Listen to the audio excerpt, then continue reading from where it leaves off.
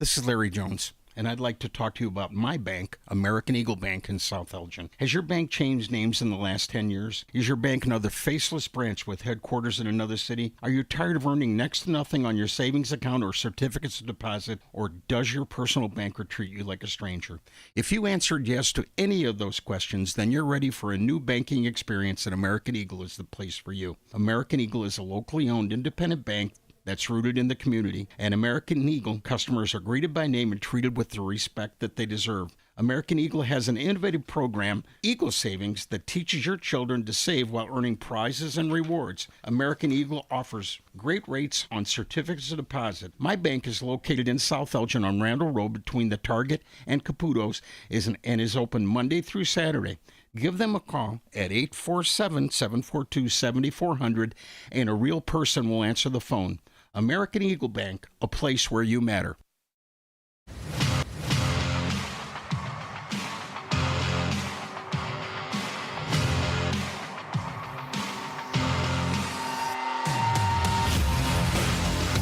Good morning.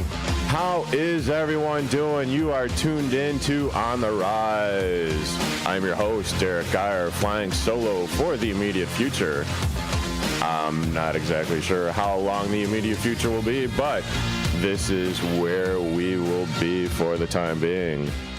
I just wanted to start off the show by doing a little Get Off My Lawn segment. Get off my lawn. Okay, so we had a very, well, I wouldn't exactly say interesting week. Maybe it was an interesting week. We don't typically talk about politics here, but it was the election. So, I mean, that happened. We have a new president-elect, not so new, not so, well, kind of old, actually, but, you know, whatever. Trump is the new electoral president, and, well, that happened. That's the extent that I'll get into that. But my other get off my lawn moment would be this past weekend, not today, not Saturday. Well, last Saturday actually it happened, or more accurately, on Sunday morning at about 2 or 3 a.m. we had daylight savings time. That's a thing because now all of a sudden you're waking up, or when you're waking up, it's dark. When you're going home from work, it's dark.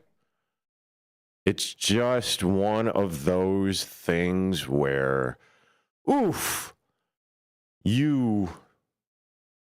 that time of year where everything seems to be like a little bit more glum. Not necessarily, a little bit more, laid back, I guess, but I mean, still, you're waking up in the middle of the darkness. You're going home in the middle of darkness. You're working. You're at work, or for a large majority of the people that actually have regular jobs, and I don't really have a regular job, but you're in the office, and then you leave at 4:30, 5 o'clock, maybe even 6, maybe even a little bit later than that, and it's dark. And it just weighs on you emotionally, maybe physically, because you're just not really used to it. And it takes a little bit to get used to things, right? Maybe a week or two, maybe whatever. But it is the way that it is. I'm sure I'm not the only one that feels like this, but I mean, you're not tuning in for this. You're tuning in for On the Rise with your host, Derrick Geyer, and Mike Napolitano. That would finally, or not really finally, but in the studio with us. Hey, Mike, how you doing? Pretty good. How are you doing? Oh, not too bad. Trying to wing it. Okay. All right. That's fair. I was having my old guy moment, talking about this past week's election, kind of, sort of. Oh, yeah. Yeah. It's been the talk of the week. Yeah, that's for sure. Kind of a thing. And then I was also going into the whole daylight savings time. I don't know. Oh, yeah. I don't know. I did hear part of that, yeah. Yeah, I don't know if you have an issue with that. Not really. I thought there was talk, I think it was last year or the year before that people were going to go away from that. We weren't going to have to do daylight savings time. Yeah, because I feel like it's better when the sun's out and we're outside. And yeah. Because, yeah, it does throw a loop, throw you for a loop. But what threw me more for a loop was the traffic getting here this morning, even on a Saturday. It's been a fun time. So. Yeah, that seems to be a thing lately. But I mean, yeah, I know the reason why I brought it up this morning was because when I was driving into the studio this morning, and it's nice and bright, and last week it was kind of dark. Yeah. You know, the sun was just coming up and everything, and now all of a sudden it's like, oh, it's bright. Oh yeah, we had daylight savings time, but now 4:30, 5 o'clock. Yeah. It's going to be dark, and it's, like, what the hell's going on kind of deal. Another get off my lawn thing that I was thinking about, since I am the old fogey. I'm the old fogey on this show. Since I'm the old guy on this show, I was kind of thinking about the last couple of weeks about the NFL and the officiating. It's been bad. It's been bad. I don't think it was just the last couple of weeks. I think, you could go back to the last couple of seasons. It's been confusing. People still don't know what a catch is defined by the rules. People still don't know what is and isn't a holding penalty. Right. We saw that with the Bears game 2 weeks ago. Right. And then this past Thursday with the Bengals and the Ravens game. Yeah. Because, I mean, that was a hell of a game. I mean, it first half of the game, okay, whatever, not so much. Second half of the game, it turned into a shootout, and more or less came down to the 2-point extra conversion or 2-point conversion for the Cincinnati Bengals, where there was not a penalty called, and it sure as hell looked like there could have been a couple of fouls on it. I don't know though how you don't just kick the extra point, tie the game, and take your chances in overtime. I mean, I know there's still time on the clock when you give the Ravens the ball back, but don't you have to just trust your defense to hold them for those 40-some seconds? I mean, you're basically going for that 2-point conversion and saying, if we get it, we're winning the game, which still isn't a guarantee. Right. If we don't get in, we've basically just lost the game. Yeah. I just don't understand that, especially in an NFL. Back, 20 years ago, the NFL didn't do ties or you'd go to overtime and it would be a win or a loss. Now there's that third column in the standings where if you lose in overtime, it's still, it's not a full-on loss. It's like hockey or some of these other sports. No, it's a full-on loss. True. Oh, well, yeah, true. I mean, they don't have like the extra point, for like the NHL does. Yeah, but I mean, you could at least tie in overtime and then it's still just a tie. Well, that is true. It counts as, well, I guess half a loss. Right. Half a win. Whatever. It could come down to the end of the year standings, especially in that division, especially a divisional game like that against the Ravens. You could really hurt them. Or you could just be confident enough in yourself and say, hey, we're just going to kick the extra point here and we're going to march down the field in overtime and win this game because we're going to hold them in these final seconds. They don't have Devin Hester on their team. They're not going to run it all the way back in those final 40 seconds. Sure. I just don't understand. Maybe I'm a little sour because I did have Lamar Jackson to have a certain number of yards rushing, and it was 35, and he finished the game with 34. Oh, that was painful. That had to be a little because they're going to get the ball back, but they're just going to take a knee. So right, and then didn't matter for me. Then he's going to lose a yard or two because he's going to take a knee. The other 3/4 of that parlay was completely fine. Oh, we're not bitter at all. No, not at all. Okay. Not at all. Yeah, but going to the take the tie, take the win. I really don't understand it because you do tie the game, you go into overtime, and then you have a little bit more control of the outcome. You try for the 2 points, you don't convert, you lose. As simple as that.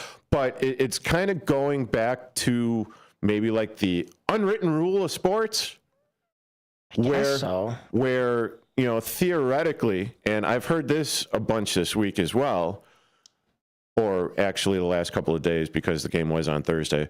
But if you are the road team, you go for the 2-point conversion and go for the win. I guess so. Is that, I mean, what I thought initially, and I think what you're alluding to is doesn't make analytics. any sense. I think that was an analytic decision. Because I mean, if you're in that position as a coach, I think you're looking at the numbers, especially. So if you noticed, the Bengals let the clock run out and then took their timeout because they didn't like what they saw as far as the lineup against the defense on that 2-point conversion. Yeah. But then you line up again, and you're still going for it. After you've lined up and you didn't see any pockets, you didn't see what you like, I mean, at that point, don't you just kick? I just don't understand why you would line up in the same... The announcers even brought up, it was the same formation when they lined up the second time. Yeah. And the Ravens were out there in the same formation as well. I mean, you just tried this. You had to take a timeout and go back to the drawing board, and you came up with absolutely nothing. You just said, hey, let's try it again. They're not going to think we're going to try this twice. No. Well, guess what? As soon as the Ravens identify that, they're going to line up the exact same way they were 5 seconds ago. So I didn't understand that at all. It had to have been an analytical decision. But you know what? At least we could talk about analytical decisions, you know, coming down to a play that could potentially win you the game. Yeah. About these teams. Because with the Bears, you can't. I mean, with the Bears, it doesn't even get to the analytical side of things before they are in such a hole that they dug themselves with this offensive play calling and just the coaching in general. I know there's been a lot of talk about Matt Eberflus and Shane Waldron this last week, maybe even more so than the political talk, because people just don't understand why these two are still in office with the Bears. Nicely done. No, oh, Jesus. Holy shiatsu, I feel like I'm one of those cartoons right now where the guy's just going, doink, doink, doink, doink, doink, doink, because you don't understand what the hell they're doing. I feel like the Bears, to go off that cartoon thing, they're the ones that are like standing in front of the whack-a-mole thing in a cartoon and just getting hit over the head repeatedly. Like, well, okay. I could, oh, Jesus. What's the definition of insanity? Doing the same thing over and over again and expecting a different result. Yep. Welcome to Chicago sports, folks. Yeah. Well, at least maybe with the Bengals, they went with the analytics. I haven't the slightest idea what they're doing down there at Hallis Hall and Lake Forest. I mean, it's insane. It's insane. And then all this talk about accountability. That was the thing after the Redskins game, which bled into Commanders. Thank you. Yep. Yeah. Don't want you to get canceled. Yeah, well, this old guy and get off my lawn, damn it. No, they're the Redskins. No, okay, you're right. They're the Commanders. But I mean, and then the Commanders aspect of them losing the game, all the past week was talk about accountability. Then you had this debacle against the Cardinals in Phoenix. And then again, last week's game or 2 weeks ago bleeds into this past week and more accountability. Yep. And there doesn't seem to be any accountability. And Tyreek Stevenson wasn't even out there. He got benched for that really poor play at the end of the game against the Commanders. The first two drives. Yeah, and here the Bears are still putting up the same kind of response. There needs to be a response in general from this Bears team after a loss like that, and for them to go completely cold against a 4-4 Cardinals team who are 2-2 at home. So it's not even like the away turf was tough on the Bears, or the home turf was tough or an easy ride for the Cardinals. Yeah. There was a play where the ball was snapped. Caleb Williams is scrambling in the pocket, moving around, trying to find his receivers. DJ Moore is open for a solid 10 seconds.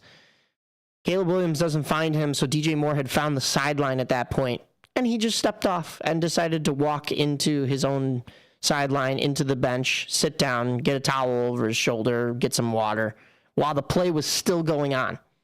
Caleb Williams is still out there scrambling, and you just see in the corner of your TV screen DJ Moore just walking off. And you know what? Some people would go after DJ Moore about that and be like, oh, you're getting paid all this money. You just got that contract at the start of the season. And, here you are walking off the field. What a, sore loser. What a prima donna. I'm in DJ Moore's boat here. I mean, if you're doing everything you can, and I understand Caleb Williams is a rookie, but if Caleb Williams is not finding you, the offense has no real choice to go to you because, I don't know, maybe it's the play calling saying we're not throwing DJ on this play, so he's just a distraction, he's just a decoy. What? Like, why would you stay out there then? I'd be upset too. I'd walk right off as well. This is unbelievable. This is unacceptable from the Bears coaching.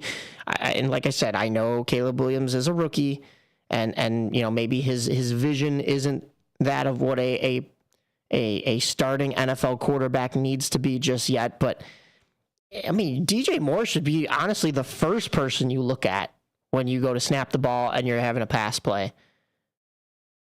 Everything just sounds ass backwards, and I just want to try something out real quick. Oh, that didn't work. Oh, anyway. Do we have audio?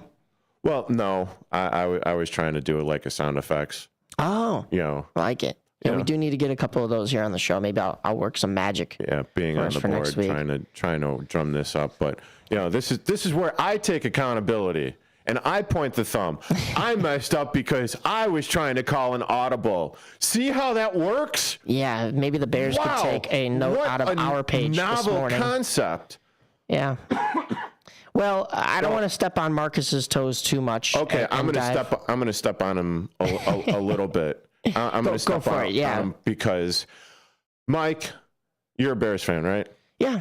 Okay. By default, I'm here in Chicago, I guess. Okay, fair enough. And I assume the people that may or may not be listening right now in the greater downtown Elgin region, Fox River Valley, baby, are also Bears fans. So this is where I take responsibility and accountability for mushing the season for the Chicago Bears. Do you really think it was you? Well, let me just work this through. Because at the beginning of the season, there were a lot of experts predicting that the Bears would actually have a good record. Or maybe it was me that was just actually hope trafficking. Because you heard all this stuff before the season actually started. The Bears line is good. This is the best offensive line that the Bears have ever had. We've got 3 stud wide receivers. We've got a stud tight end. We have now the first round generational pick that is Caleb Williams, who coincidentally has been one of the worst quarterbacks for this last 2 weeks.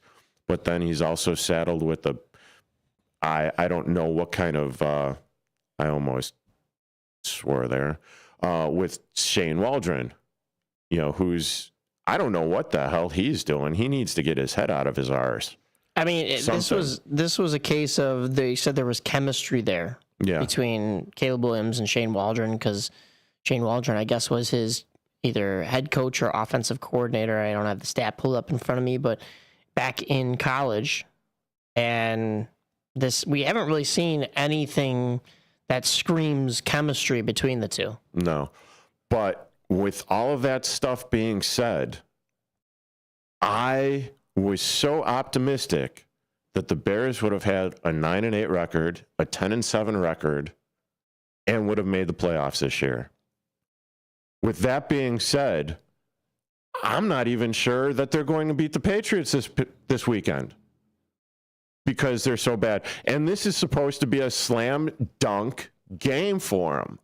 It better be, because the rest of this the schedule is divisional games. So it's not going to be an easy road going forward. In fact, it gets much harder for this Bears team. So with that being said, I'm taking accountability for this season being an absolute shiatsu show, and it's my fault. and I'm sorry. I'm sorry, Mike, and I'm sorry, Bears fans, because I think I mushed the season. Yeah, I don't know. I don't know about that. I think this still comes down to the Bears, but it's not the season that everybody predicted. Neither was last year. I was the one who was screaming in a soundproof room, basically saying, why not, if you're going to trade Justin Fields for a bag of dirt and a pack of cigarettes, why not just keep him? And then you have the option to still take Caleb Williams at first overall, and then you have a 1A, 1B quarterback situation, which I know is not typically the status quo in the NFL. You don't want to be paying two guys a lot of money. But you know what? If you propose that trade, and that was what you were going to get back for Justin Fields, then you have every right, I think, to pay him less. It's not like the Bears are way over what they intended on spending. Sure. You could have been a little less cheap and paid both players. You could have said, hey, Caleb, you're coming in. We have this other guy, Justin Fields, here. So you have to prove to us that you are the number one quarterback. You're just a rookie. You've not played a single snap in the NFL yet. We're going to pay you a little less, enough to keep you happy, enough to keep you here. But you need to show us. This needs to be a prove-it season, because it's a prove-it season for Justin Fields on the other side of the spectrum as well, too. It's a case of Justin Fields, you've been here. You're the opposite of Caleb Williams. You've been here. Guess what? We're bringing this young guy in. And you know what? If he does better than you, then we will take that bag of dirt over you. And it's not even that. We've seen this time and time again with actual good teams. And I can't believe I'm going to say this about the Green Bay Packers. Suck. But you're bringing in guys. So you're bringing in Aaron Rodgers in back of Brett Favre. Okay. Yep. Now you're bringing in Jordan Love in back of Aaron Rodgers. At the time, you probably could have used like another, wide receiver or whatever, because they were in the Super Bowl window and everything. However, now going forward, Jordan Love is the franchise quarterback for the Green Bay Packers. Yeah. Now, with that being said, Love sat for 3 years behind.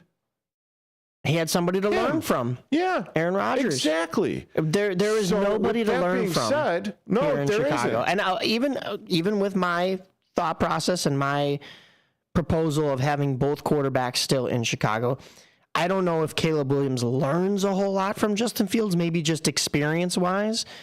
But who is he learning from now? Oh, Shane Waldron? Oh, Tyler Bagent. Tyson Bagent. Tyson Bagent? Tyson Bagent. Tyler Bagent. One of the Bagents. Pull Reed back in here. What? Yeah. There's nobody here for him to learn from. No. And, man. And this is how you go ahead and screw up a third quarterback. Because if the season keeps on going the way that it is, they're cleaning house. I don't think there is an absolute reason anywhere how that they keep their freaking jobs. Really quickly, at the end of this season, who do you keep? Because I've got really only maybe 4 names that I would keep. Eric Washington, maybe? Maybe? I'm keeping Caleb Williams, of course. Sure. You don't have another option, and you don't have another first overall pick. I'm keeping Rome Odunze, DJ Moore, and maybe Cairo Santos.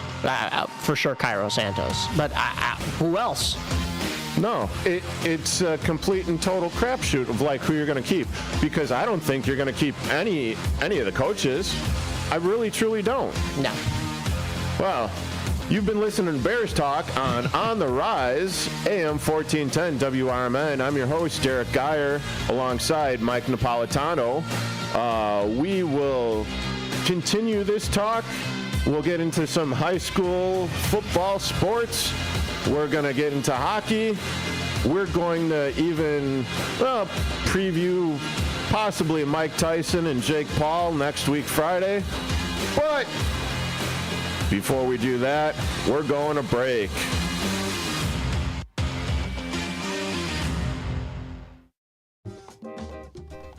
their family Mexican history. Churros are made daily with love. Churros and Chocolate at 2533 West Algonquin Road has churros made from family recipes with care and fresh each day with delicious fillings. There's also the Frida Cafe where you can relax and catch up with a friend while having a warm drink. Try Churros and Chocolate specialty churros, the churro sundae, or take home a churro cake. Visit churros, the letter Y, chocolateinc.com.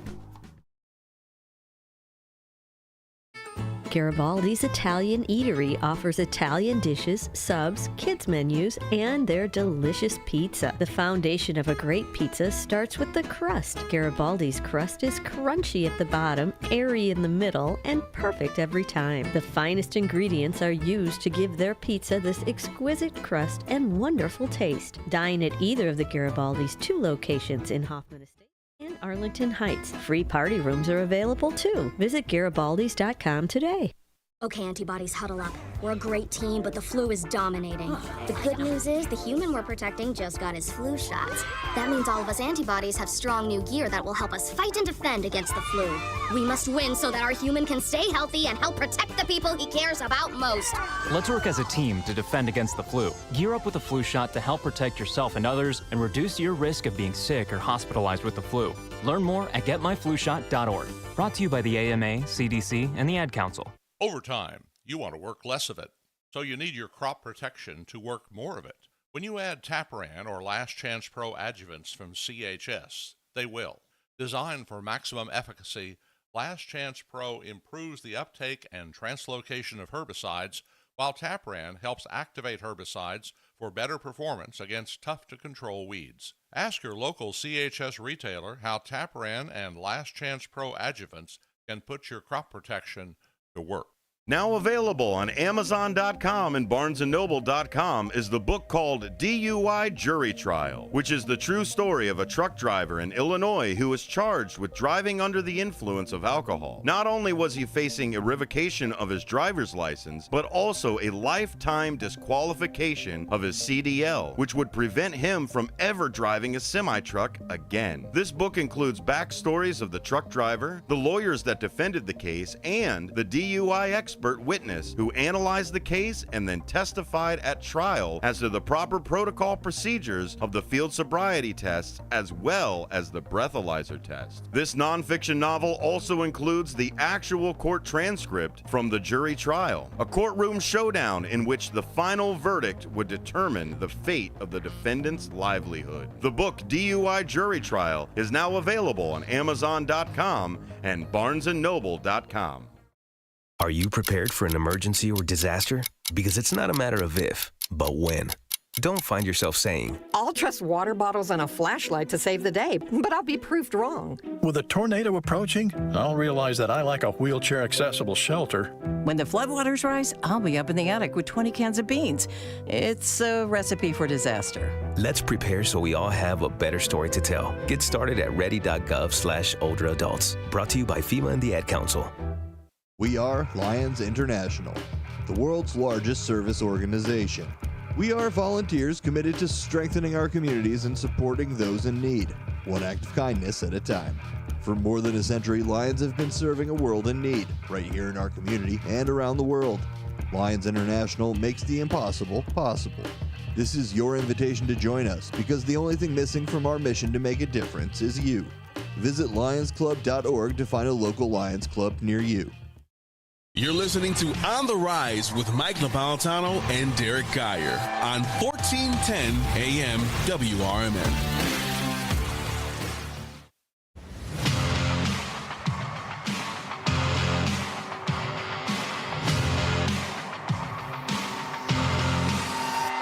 Welcome back into On the Rise here on WRMN AM 1410. I'm your host, Mike Napolitano, alongside my co-host, Derrick Geyer, and we have a little bit of football talk for you, and not the regular kind, you might think. The high school football season has been underway here, and here on WRMN, I know we cover a little bit of that, either going out to games or just checking on the Fox River Valley football scores and whatnot. So we're going to include that here in our show today and get you some of those stats. Derrick, have you seen any of the high school football going on thus far this season? Unfortunately, I have not. With everything that we're doing, I know that we're like on the rise and we're trying to cover this, the minor league sports, but we need to do I'm going to point the thumb again with the accountability. we need to do a little bit better job of covering, the local sports, the local high school sports. So my bad about that. But going forward, I think that's something. No, I know that is something that we're going to be taking care of. But just to get a little, some of the stuff out of the way here. Hoffman Estates loses, which basically ends their season, and they lost to Lincoln Way Central last night. Willowbrook also lost to St. Rita. Unfortunately, their quarterback got injured, so that kind of put a damper on their season as well. But we'll just recap the scoreboard for the Friday Night Lights. So Lincoln Way East defeats Manuka 38-7. We've got Stevenson 35 over Glenbard East 7. Oh my God. Lions destroys Downers Grove South 63-20. Naperville Central 31 over Fremd 28. So Naperville Central 31, Fremd 28. Sounds like that was a pretty close game. Then we've got Warren over Barrington, 35-26. We've got York over Oswego, 35-17. We've got, well, that's not really local, but Bradley Bourbonnais, 42 over Whitney Young. Ooh, sorry, Whitney Young. That had to be a painful end to your season. Then we also have Lincoln Way Central over Hoffman Estates, like I just said, 49-21. Wasn't really close in the end score right there. Quincy Senior over Moline, 44-14. Then we've got, like I said, I think St. Rita over Willowbrook, 21-9. Normal over Prospect, 52-49. Richards over Chicago, Washington, 42-14. Then we got Rochelle over Bennett Academy, 38-6. Peoria, 52. Thornton Fractional North, 14. Kind of interesting with some of these school names. Then we've got Dixon destroying Agricultural Science, 51-6. Mount Zion over Peoria, Notre Dame, 43-29. And then we have a bunch of Saturday afternoon games coming up. But, the reason why we're getting into this is because it is the second week of November. It is coming close to when the state championships will be played. State championships will be held in 2 weeks, typically Thanksgiving weekend, either that Thursday, Friday, or Saturday. So those games will definitely be playing up and coming, and I will do a better job. I'm not going to toss this on Mike because, well, this is the accountability era of On the Rise. I will say, I think my entire tenure at Schaumburg High School, I've never really looked at the Mid-Suburban League website. That was the conference that we were in, the MSL. And, I played sports. I played soccer and baseball there, but Sure. I never really had to look online at the standings because, it was given to us. We were on the team. We knew where our footing was. And we need to win. You guys need to win. You guys need to stop sucking. Yeah. So, this is new to me, just looking at all these stats. I guess technically by, alumni mark, I am a Schaumburg fan, and the Saxons are 5-5 in this football season. Last year they were 2-7 and did not qualify for the playoffs. So for a better, it's already a better season. They already have 5 wins. Let's see how this goes from here on out. These seasons should be coming to a close here pretty soon. I'm pretty sure. Do they only play Yeah, I mean, last year it was 9 games that the Saxons played. They may have had like a rain out or something like that, but they're already at 10 games this year, along with the rest of the conference. So I believe, here's the rules right here. Clinched playoff berth is a 6 or more win season. At-large playoff team is 5 wins. So with Schaumburg sitting in 5th out of 6 teams, it's not great, but they do have an A next to their name, which means an at-large playoff team. So there should be some playoffs coming their way.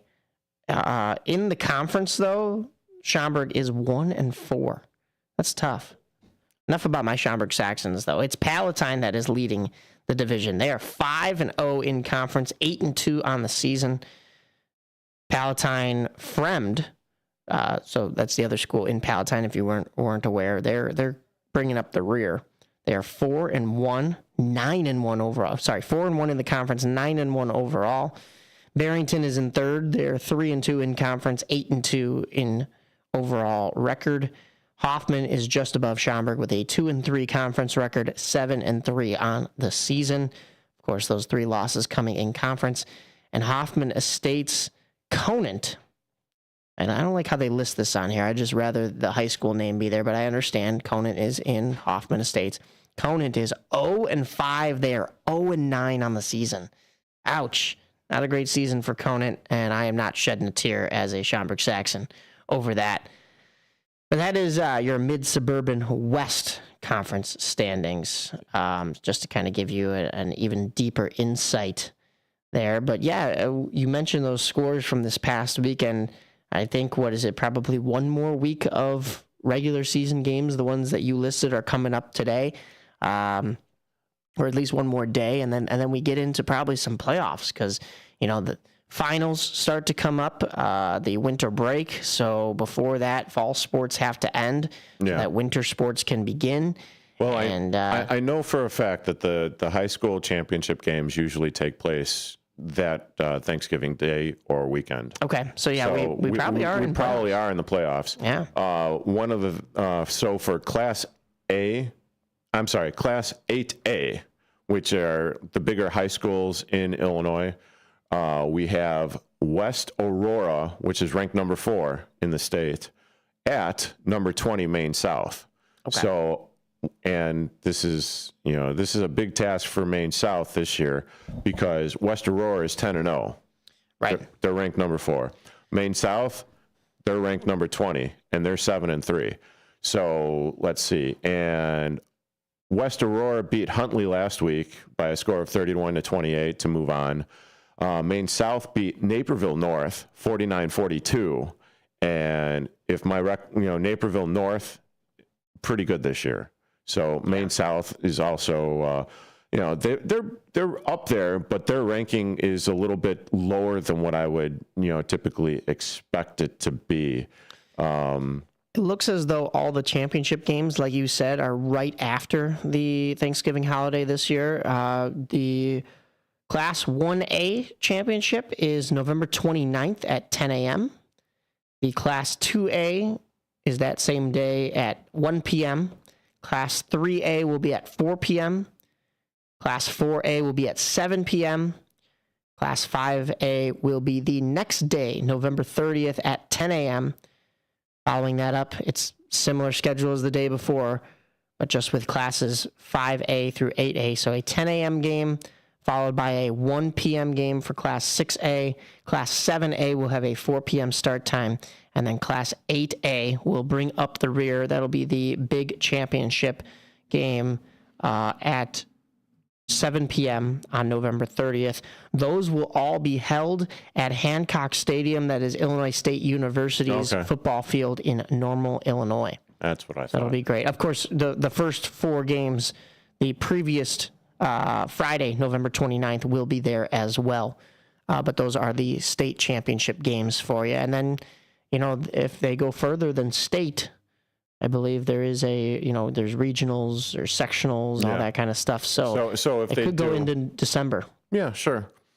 Typically speaking, when, whoever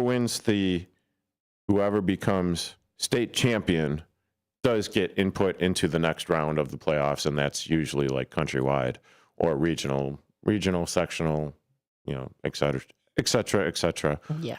But so, like I said, we'll try and I will try and do a better job of that.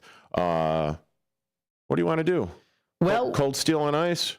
Before we get into hockey, I know our good friend Tilo was set to come on this show today, Tony Lopez, and unfortunately, he said he's been a little under the weather. I think there is a bug going around, so he won't be able to make it in today. He also won't be able to call in because he can't really talk at the moment. So Tilo, best wishes. Hope you're doing well. But he did want us to make the same announcement that we made last week, which is that the Parlay, his podcast with Kendall Gill, will be hosting along with Fight Night Chicago. It'll be an event on November 15th. That's this next Friday at 7 p.m. at Village Roadhouse in Skokie. Now, when you look up the address, it does come up with a Chicago address, but it's 7070 Carpenter Road. And it will be the fight night between Jake Paul and Mike Tyson. So you're not going to want to miss this one. I know this fight has been pushed back a couple of times due to either guys not prepped, not weighing in properly, all that kind of stuff. So I think the fans have been waiting for this for a while now. Yeah, and I'm going to play a little clip. This would have been the intro for Tilo, but I figure might as well give you guys a taste of what you're going to listen to and hear on the Parlay podcast and what might actually transpire in person. Welcome to the Ring with the Parlay with your hosts, Kendall Gill and Tilo. Y'all, Tilo here for the Parlay alongside my guy who takes 3-month vacations from the show. I don't know why, but he does. Mr. Kendall Gill himself, a 15-year NBA veteran, of course, former professional boxer. Why you do me like that? I don't know, man. I got to, bro. You know? But listen, I don't take 3 months vacations. You know I'm busy. 2.5. I've got kids. You don't have kids. True. I mean, it's not like you do have a kid that's going, play D1 basketball in Northwestern, and I got a golfer. You know how long that takes. Golfer who's killing the game, like Tiger Woods. I get it. And I got a wife that's selfish too, man. Oh, well then, you know what? You don't have any of these things. The wife one cancels everything I just said. Okay. I mean, Jake Paul really has nothing to lose, He does. Yeah, he doesn't have nothing to lose. If he loses to Mike Tyson, it's Mike Tyson. I beg to differ. I think he has a lot to lose. He has a lot of cachet to lose, losing to an older man, and then he will literally get discredited in the sport of boxing if he loses.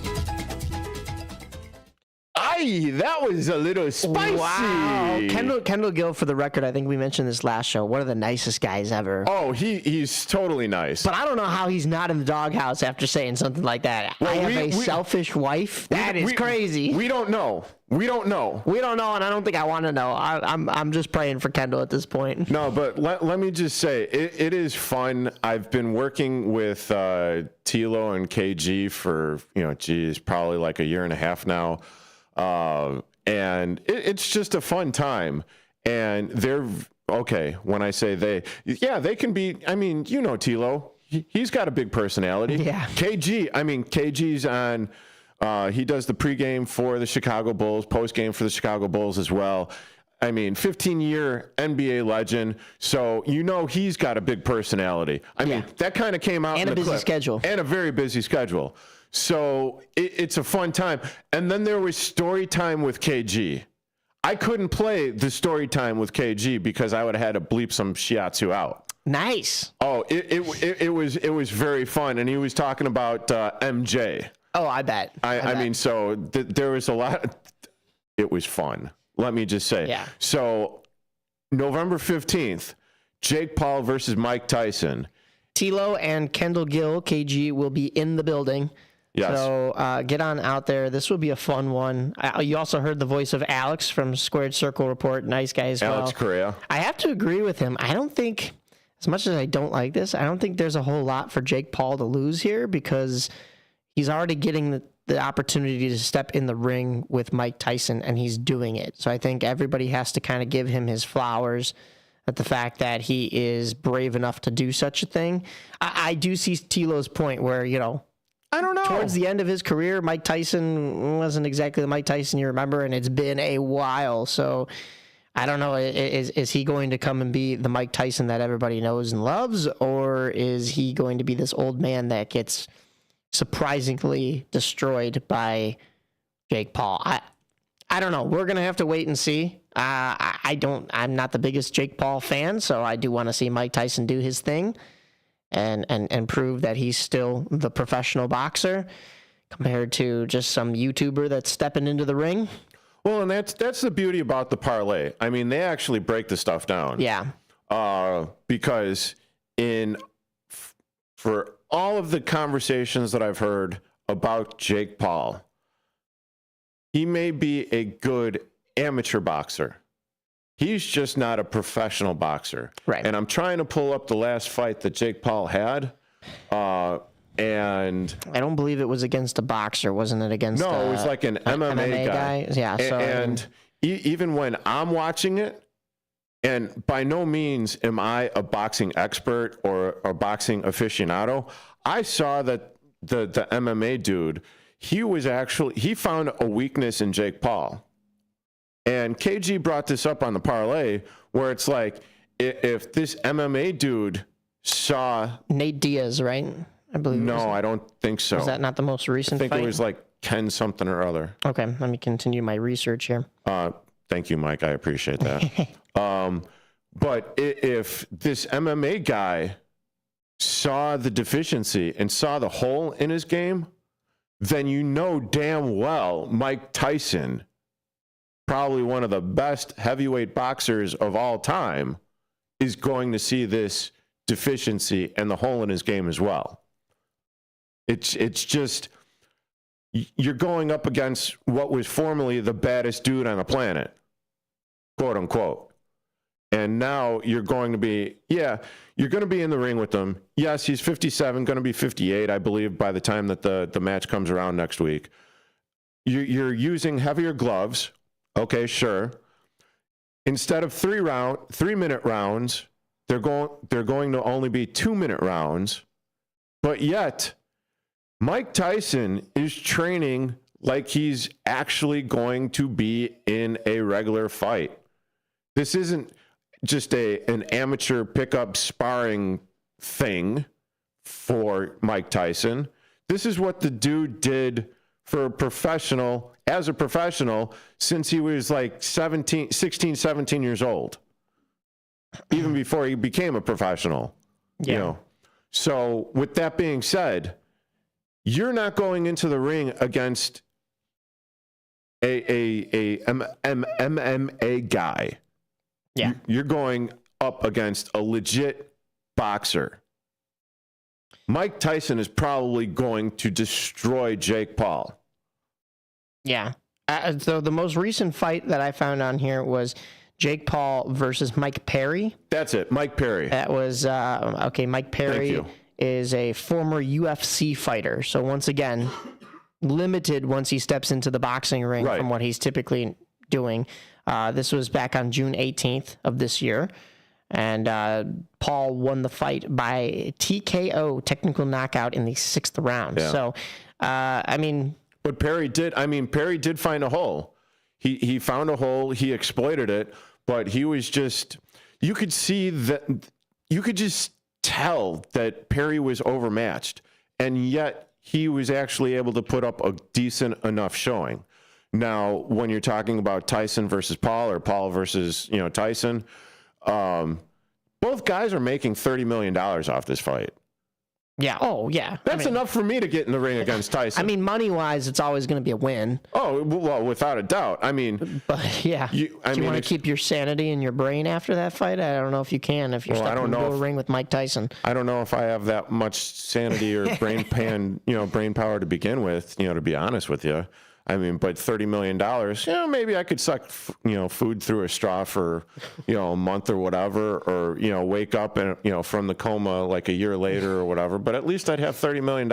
Okay. I don't know if I'd sign up for that. I wouldn't exactly have $30 million left over because, probably $1 million of that or $2 million of that would be like, for hospital bills and everything. Yeah, right. But after that, I think I could be, I think I'd be okay. I think I could, do well. Yeah. I mean, theoretically speaking. Yeah. Jake Paul has won 9 of his 10 fights with just one loss. 6 of those 9 victories are by knockouts.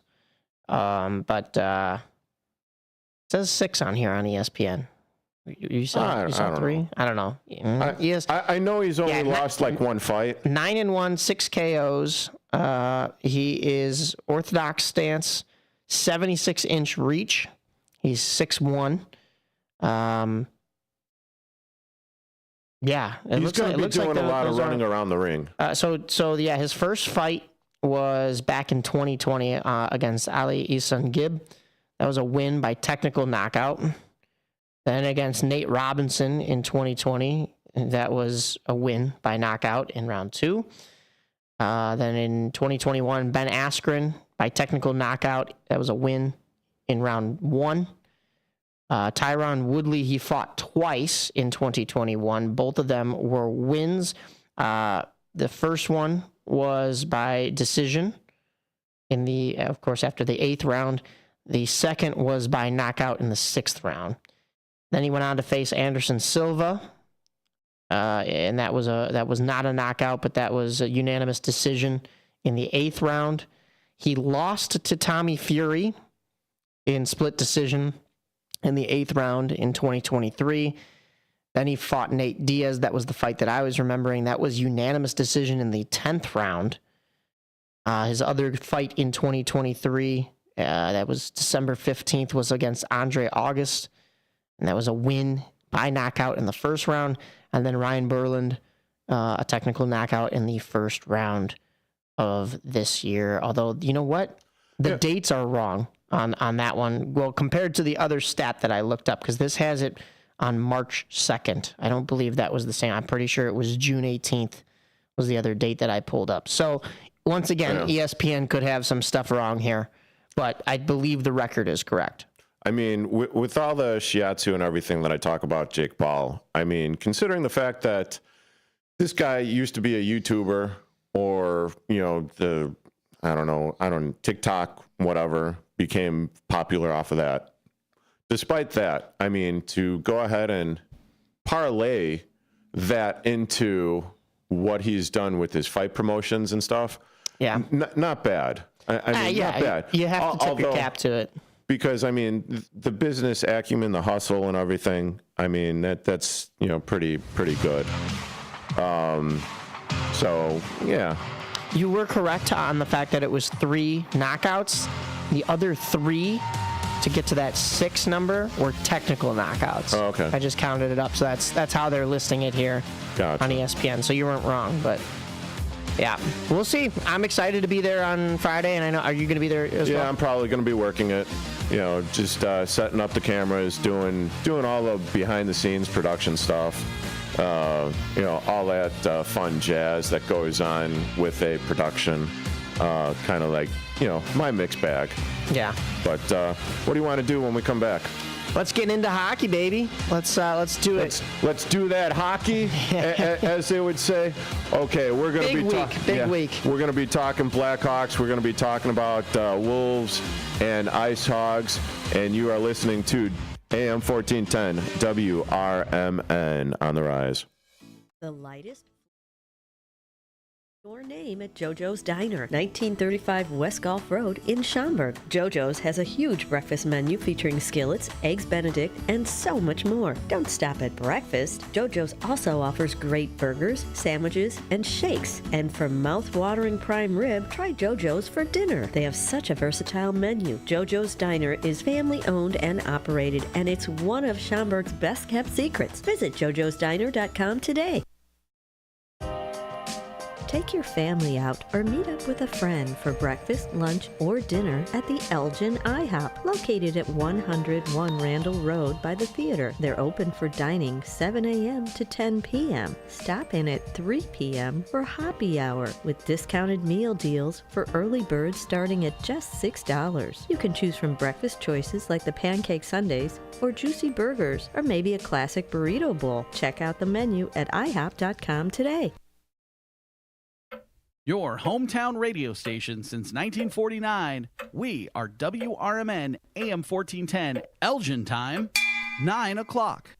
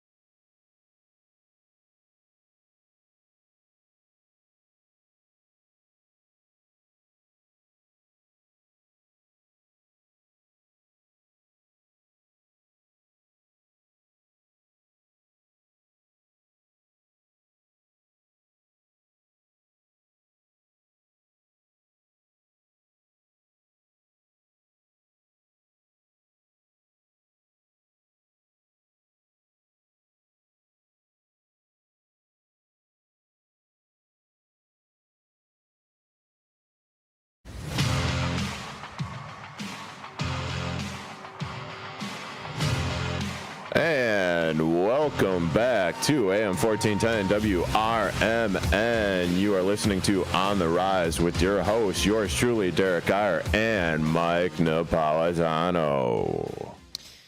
All right, we've got a lot of hockey news to cover and not a lot of time, so tune in, listen up. We have to start off with your Chicago Blackhawks, who, after we jumped off the mics last Saturday, had an afternoon matchup with the Los Angeles Kings. That was a 4-3 shootout victory for your Hawks. So they didn't start off the road trip well with that Halloween loss to a Macklin Celebrini-less San Jose Sharks team. But the rest of Southern California was actually nice for the Blackhawks. So they dug themselves a hole once again. Alex Laferriere had a power play goal. Laferriere added up with his 8th of the season, assisted by Alex Turcotte, who is a Chicago native, and Philip Deneau, who is a former Chicago Blackhawk.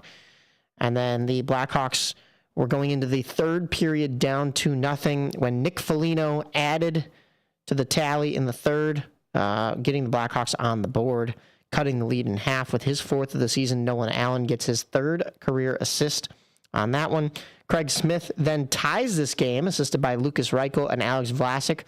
But Philip Deneau has something to say about that, and the Kings score to retake the lead 3-2. That was assisted by Fiala and Trevor Moore. But then it was Tyler Bertuzzi with helpers from Ryan Donato and Seth Jones to tie things up at 3 with only 31 seconds remaining in the game. And the Blackhawks are able to earn a point and force overtime against a tough Kings team.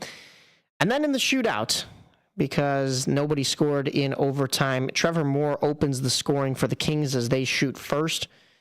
And normally we would be talking about Connor Bedard scoring in the shootout because he did to even things at 1. But there was an even sweeter goal coming up, and I know we have some audio from Derek on this one. Do we have the... Oh, we don't have the audio? Oh, for the Donato goal? Well, I will describe it for you. That's my bad. Alex Laferriere is blocked. No. We don't have Donato? No, sorry. That's okay. That's okay. That Donato one, I can describe it because it looked very similar to another guy who donned an 8 for the Blackhawks. In fact, 2 of them. Teuvo Teravainen, though, scores before that on the backhand. That puts the Blackhawks up in the shootout 2-1. So all they have to do is get a save. They don't. Adrian Kempe scores on a wrist shot. So then it comes down to the 6th and final shooter before they had to go to extra innings, per se, in a shootout. And Ryan Donato comes in wide towards the benches, cuts back into the top of the slot, slows down a couple of stick handles, puts the Kings goaltender in the parking lot. Forehand, backhand. Forehand, backhand, forehand, backhand. Ryan Donato is number 8 on your Chicago Blackhawks, but he looked like number 88 in this one. It was very reminiscent to that Patrick Kane shootout goal against the Minnesota Wild that put goaltender Backstrom in the parking lot. Shoot, he's gone! Ryan Donato did the same in this one, had a wide open cage to just slot this puck into, and the Blackhawks come away with the extra point and have a 4-3 victory in the shootout. Ryan Donato, dad's strength, more like dad hands after this one. I mean, he turned into Patrick Kane as soon as he and his wife had their first child, I think. So. Oh, I see what you did there. Yeah, that was very cool. Well, then the Blackhawks had a back-to-back schedule. The next game, of course, was not an afternoon game, though, so they had a little bit more time to rest, a little bit over 24 hours, when they would play the Anaheim Ducks. The Ducks were Flying V 4-4-2 coming into this game, so they're basically 500. The Blackhawks were 4-7-1, but they were 3-4-1 on the road. That would change when the Blackhawks get the 4-2 victory. In this game, the Blackhawks decided they were going to be the ones to build the early lead. Isaac Phillips gets his first of the season. Connor Bedard and Taylor Hall had the assists on that one. And then Teuvo Teravainen on the Blackhawks power play doubles the lead. Taylor Hall and Alex Vlasic get the helpers. Seth Jones on the power play in the second period makes this a 3-0 lead for the Blackhawks. And you felt that they had this game all but wrapped up. Connor Bedard gets another assist. That's 8 on the season for Connor Bedard. And Lucas Reichel gets a helper on that power play Seth Jones goal as well. You had something you wanted to toss in there? Nope. All right, well, we'll continue here. No, you're on a roll. It's time for you to go solo. Brock McGinn scores for the Ducks, but Ryan Donato answers. That dad strength coming in handy. Connor Bedard gets a 3rd assist in this game on that one. And you know what I take issue with? No, what? The 3 stars of the game in this game. Uh-oh. The first star of the game, Taylor Hall. That's great. But he only had 2 assists. Connor Bedard had 3 in this game. That's insane. 3 assists on the Blackhawks' 4 goals. I'm just saying. I know we give Bedard the spotlight quite a bit. I think he earned it in this one. Ryan Donato scores his 7th of the season to put the Blackhawks up 4-1. And Mason McTavish, with just 4 seconds to go in the game, scores a power play goal for the Ducks. But, of course, not enough time to mount a comeback. And the Blackhawks take this one 4-2.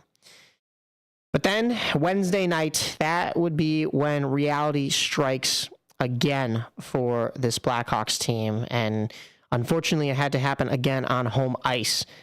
The Red Wings came to town, and that means the second return of Patrick Kane. Then, of course, Alex DeBrincat was there along for the ride. Do you want to soften the blow a little bit by playing the Kane audio first? Or? Well, Kane made mention in this, and you're going to hear it in this clip, that the first time the Red Wings came to town, based on the way the schedule fell, there wasn't a chance for him to really take in the entire return. Of course, it was Chris Chelios night, and Patrick Kane got a chance to see the ceremonies from the bench.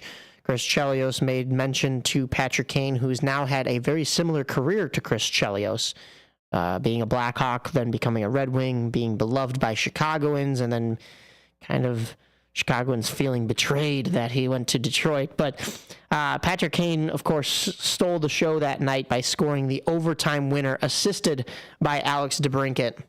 And it was a storybook ending. I was there in person to see that one. That was a phenomenal game. Were you also on TV for that one? I was not on TV for that one. At least I don't think I was. But yeah, it was a great night to both honor Chris Chelios and welcome Patrick Kane back. Everybody thought it was going to be in a Rangers jersey, but of course the way the schedule fell, it was even worse. It was in a Red Wings jersey. But this time, Patrick Kane said he had a little bit more time to get a morning skate. So why don't we cut over to that audio and listen to Patrick Kane himself. Defenders or get a shot off, coming into the league, maybe his playmaking. Talking about Connor Bedard right here. You see a lot of plays that he makes for his line mates. So he's had a great start to his career. I'm sure he'll continue to get better and better. He said he's probably not going to try to bump you like he did last year, but yeah, we'll see what happens, I guess. Last year I think I said he had the bubble on, so he's lucky I didn't come after him. But hopefully I don't get hit by him this year. It was a pretty good hit up against the wall. Didn't know he had the physicality in him, so maybe I let up a little bit. Still really don't. So many memories in this building. What's here we go. Just walking in here.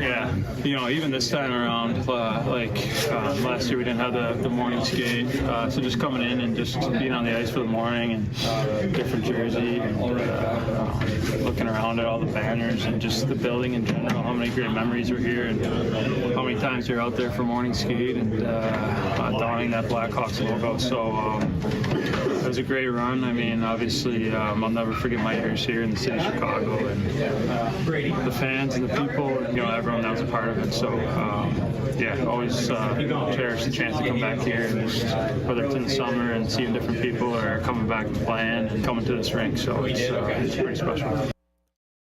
Pretty special indeed. Yeah, so the voice you heard asking him that question about morning skate and coming back to Chicago was Pat Boyle. Okay. And before we go any further, that was brought to you by CHGO Blackhawks Pregame Live. Thank you for them letting us use that. I love CHGO. Great podcast. They do a great job. Mario Tirabassi, Jay Zawoski, and Greg Boyson. And, of course, the sporting cast and characters behind the scenes as well. But, that was Patrick Kane. You heard him joking once again about the hit from Connor Bedard last year. I believe in this game, Connor Bedard got a chance to take another run at Patrick Kane. But the bigger story was the fact that Connor Bedard's stick got caught up in, I believe it was it Lucas Raymond? Yeah, went ahead in and his face, clipped him like around the nose and everything. And, Yeah. Then all of a sudden, Connor Bedard's like, "Oh, are you all right? Are you all right? I'm so sorry. I'm so sorry." Like, you normally don't see that in a hockey game or a hockey player when that happens. Yeah. Usually it's like tough shiatsu. Yeah. Stuff happens. Yeah, that was just, I think it was, his stick got up so high, the blade of his stick was in the guy's face, so, you do want to make sure that, like, you don't face and completely visor and slice the guy's face open and stuff like that. So, a little bit of good sportsmanship from Connor Bedard. And at that point in the game, I think it was already locked up that the Red Wings were winning this one because Alex DeBrincat, former number 12 for the Chicago Blackhawks, scores his 6th of the season to give the Red Wings a 1-0 lead. That's assisted by their captain, Dylan Larkin, who is the first star of the game with 1 goal and 1 assist. That goal came late in the second period to make it a 2-1 game, but if you are following the numbers, that means the Blackhawks got on the board. They did tie it up with a Nick Foligno goal. That was his 5th of the season, assisted by former Red Wing Tyler Bertuzzi and Blackhawks defenseman Connor Murphy. Dylan Larkin and Alex DeBrincat connect again, though. It's the reverse. Alex DeBrincat with the assist. That's his 5th on the season. Dylan Larkin, his 8th goal of the year. In the third period, the Red Wings solidify their lead with a Joe Veleno first goal of the season, assisted by Moritz Seider and Michael Rasmussen. And then an Andrew Kopp empty netter, assisted by Lucas Raymond, to seal the deal. Lucas Raymond already had 11 assists on the season, so he is buzzing for this Red Wings team. But the Blackhawks are now 1-4-0 at home. Ouch. They are 5-8-1 on the season. And that meant they were 4-4-1 going on the road to face the Dallas Stars in another back-to-back. This schedule has been very weird, but a back-to-back as they go and face the Dallas Stars in Dallas on Thursday night. The Bulls and the Blackhawks played a little bit of reverse because the Bulls were on the road Wednesday night in Dallas, and then they came home and they played on the court at the United Center on Thursday. And the Blackhawks were on the road in Dallas. It did not go well for either Chicago team, spoiler alert, as the Blackhawks fell to the Dallas Stars by a score of 3-1. It wasn't exactly... It was kind of an ugly game, too. Yeah, there wasn't really much to write home about in this game. It wasn't like the last matchup with Dallas, in which you had at least that beautiful goal by Connor Bedard and a phenomenal save by Peter Mrazek. Now, Mrazek played in that game against the Red Wings and had a phenomenal save, gloving one, basically a grounder in baseball terms, off the blue paint and the goal line. But, of course, it didn't help the Blackhawks win that game, and... this game against the Stars, the Blackhawks didn't have a prayer in either. The Dallas Stars score in the first period, second period, and third period, 1 goal each in order to take a 3-1 victory. Your lone goal from the Blackhawks is from Tyler Bertuzzi on the power play. It was assisted by Connor Bedard, who gets his 10th assist of the season, also buzzing for the Chicago Blackhawks team, and Ryan Donato, who has that dad strength, as I mentioned. But it was Sam Steele, Tyler Sagan, and Logan Stankoven, who adds the empty netter at the end of the game, and the Stars take this one. Arvid Soderblom was your goaltender, and the Blackhawks are now 5-9-1. You all right over here? Sorry, you said Stankoven, and I just lost it. I can't. I'm reverting to my 12-year-old self here. That's fine. Some of these names. Anyway, Yeah. sorry, Mike. No, Go ahead. you're right. Yeah, the hockey names do get very weird. No new news on whether or not Laurent Brossoit and Alec Martinez are returning to this team. Martinez has a groin injury. They did announce that he wouldn't be moving with the Blackhawks on the current road trip, but this is written last week, so that would have been the California road trip. So I don't believe that he is going to be with the Blackhawks, though, when they come home for their next game, which is tomorrow at 6 p.m. against the Minnesota Wild. This will be the first matchup against Minnesota this season. Minnesota has been off to a great start thus far this year. They were 8-2-2 last time I checked, but I'm pretty sure they played 2 more games. So let me go ahead and get an NHL roster or an NHL standings for you to just give you some updated information. But it'll be the first time that Minnesota gets a chance to play Chicago. Then the Blackhawks will be back on the road out west to play the Seattle Kraken on Thursday, November 14th. That is the first matchup against Seattle this week, or this season as well. Kraken. That'll be at Climate Pledge Arena. And then the Blackhawks will stay in that northwest region as they face the Vancouver. Oh, I should mention the Seattle game is a 9 p.m. start time. Those lovely late games out west. Love those West Coast. And then a 9 p.m. start again on Saturday. This is after we will have already been on the mic one more time. That is against the Vancouver Canucks. The Blackhawks lost to Vancouver 6-3 back on October 22nd, if you remember that game. But Vancouver has been off to another great start as well. When we look at the standings, the Blackhawks are in 7th out of 8 teams in the Western Conference.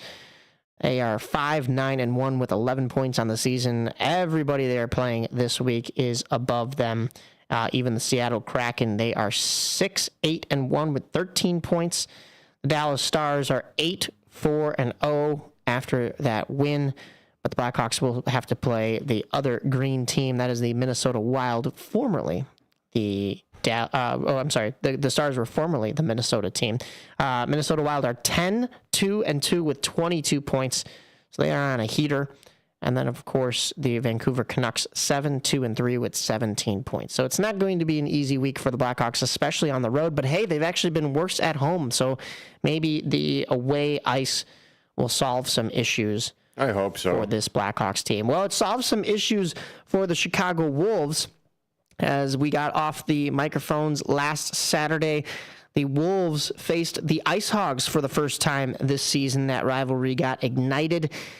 The Wolves went into BMO Center in Rockford and took a 3-2 victory. That was on the heels of 3 goals in the first period. They only gave up 1 to the Rockford Ice Hogs in that first frame and a second in the second frame, but it wasn't enough as the Ice Hogs lose at home.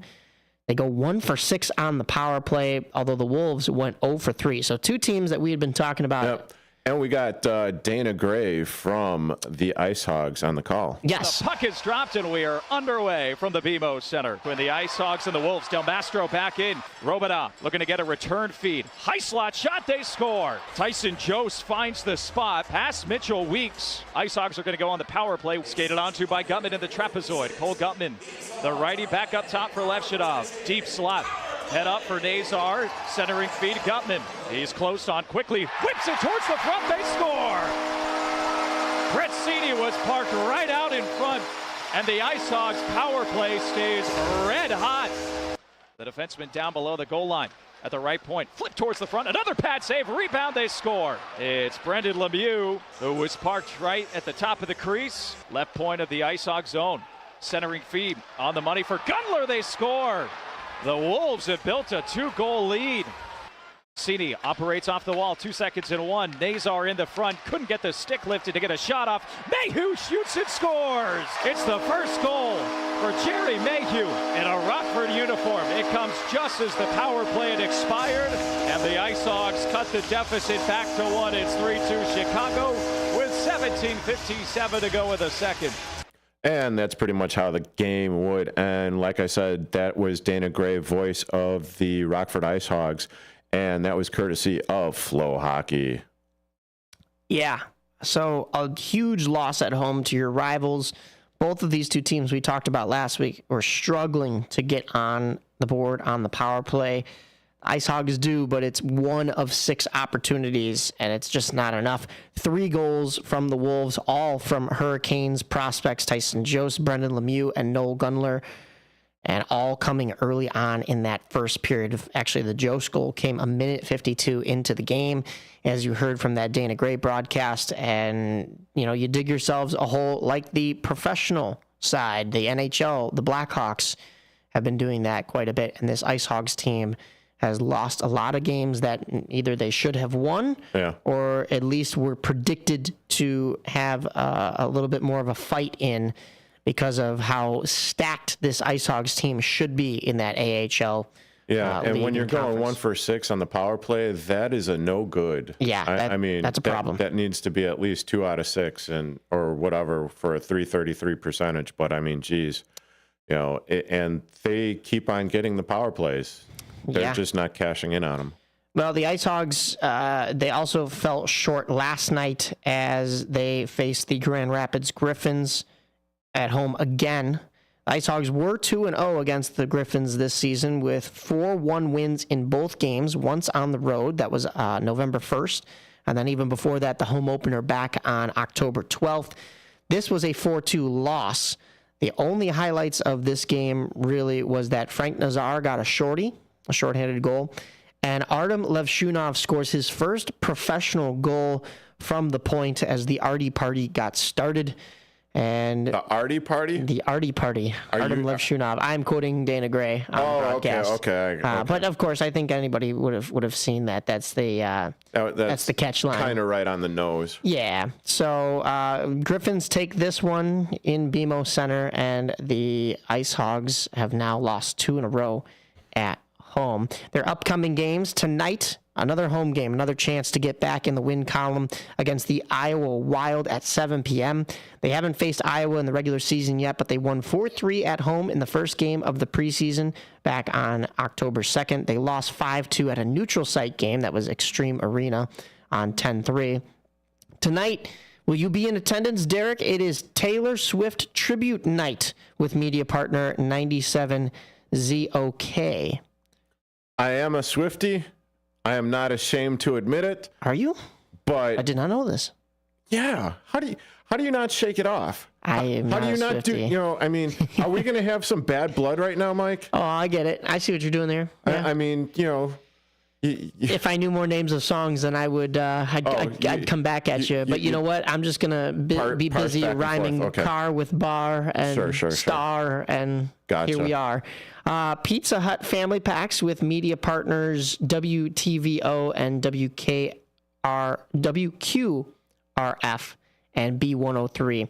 You have to click through the link on the Ice Hogs website in order to purchase those tickets, but you could get a family pack for tonight's game as well. Then on Wednesday, the Ice Hogs will head to Grand Rapids to play the Griffins again. That is a 10 a.m. Start at Van Andel Arena. And the Rockford Ice Hogs will come back home next Friday, 11:15 at 7 p.m. to face the Manitoba Moose. They split with Manitoba back on October 26th and 27th at Canada Life Center with a 5-3 win and a 3-1 loss. This will be their Hockey Fights Cancer Night, benefiting Mercy Health Development Foundation in support of Mercy Health's cancer care and services. But it's also $2 beer and soft drinks night presented by LaMonica Beverages. Wait, where is this? At BMO Center. Whoa. Next Friday night, though, we won't be in attendance. We won't make it. No, we damn, $2 beer? $2 beer, $2 soft drinks presented by LaMonica Beverages with media partner 104.9 X. As far as the Wolves' upcoming schedule, we're running out of time here, so I'm just going to give you a quick synopsis. They will play tonight at UW Panther Arena at 6 p.m. against the Admirals, who they are 0-2-1 against this year. Tomorrow, they will be back at home at the Allstate Arena at 3 p.m. to face the Admirals. Again, that is Military Appreciation Night. And next Friday, they will get a chance to see the Grand Rapids Griffins at 6 p.m. in Grand Rapids. Next Saturday, after our show, they will host Manitoba at 7 p.m. That one you can maybe check out, though, Derek. That is AEW Wrestling Night and an AEW-sponsored giveaway. But no Wolves news other than the game that they played against Rockford.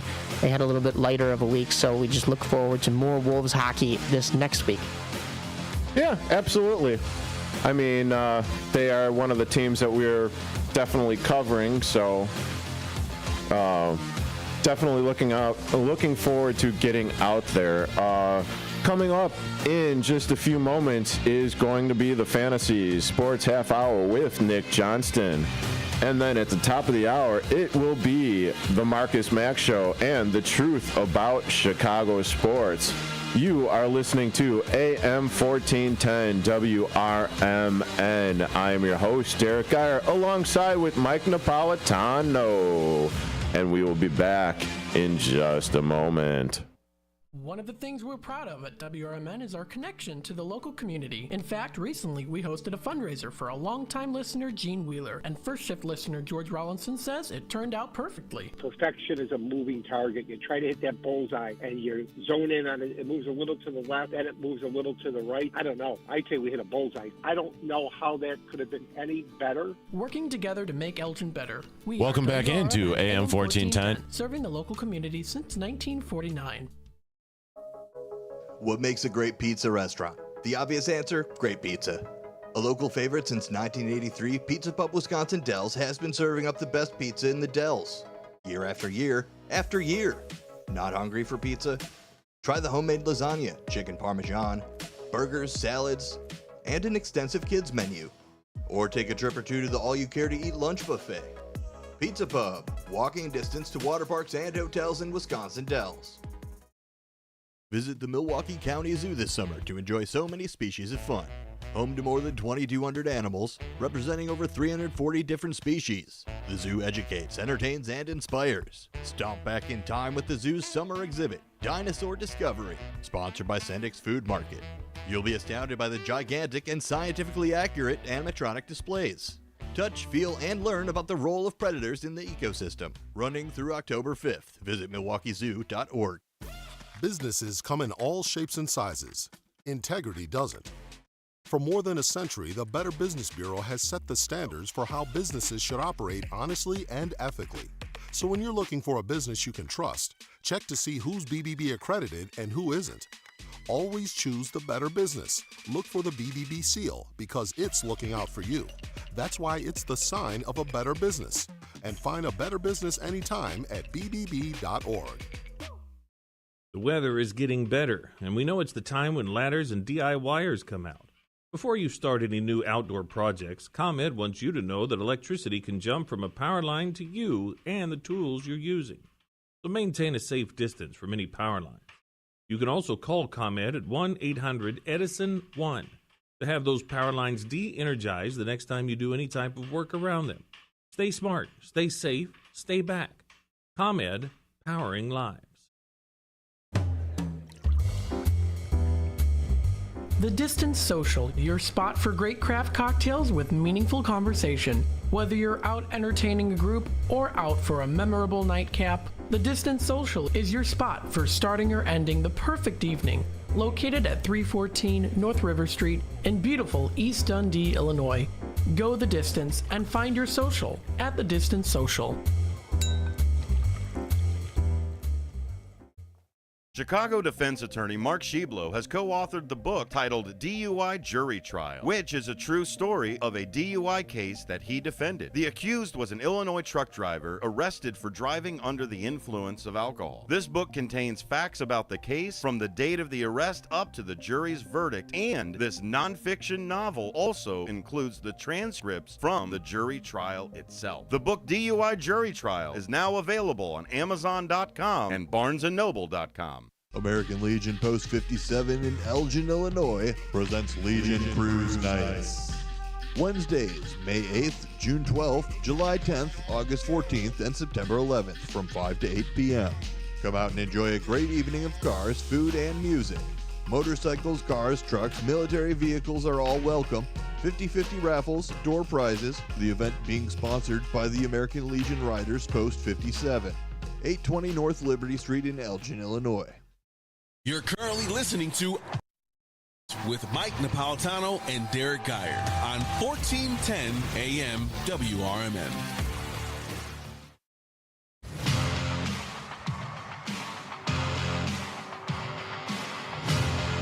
Welcome back into AM 1410 WRMN. I'm your host, Derrick Geyer. And as always, it is the Fantasy Sports Half Hour with Nick Johnston. How the hell you doing, Nick? I'm doing good. Unfortunately, yeah, another week can't be in the studio, but I'm glad we were able to get together anyways and still figure this out. So, yeah. Glad. Thank you for being so flexible, honestly. So, no worries. And this is coming to you recorded on a Friday, so we were actually able to partake in the Thursday night football game. Yeah. It was an awesome one, to be honest. Started off slow, 14-7 at halftime, and very much picked up 35-34. They said this is the most combined touchdowns between the two games an opponent's had all year. 17 total touchdowns between the two games, between the Ravens and the Bengals. And now I'm basically, obviously burying the lead in Jamar Chase having 11 receptions for 264 yards and 3 touchdowns, but all in a losing effort, unfortunately. But it won't be in a losing effort, most likely, on your fantasy rosters. Depending on your scoring, most likely put up around 55 to 60 points. I think he definitely did that in my league because of the bonuses and whatnot. But what a humongous game. Most likely going to go down as...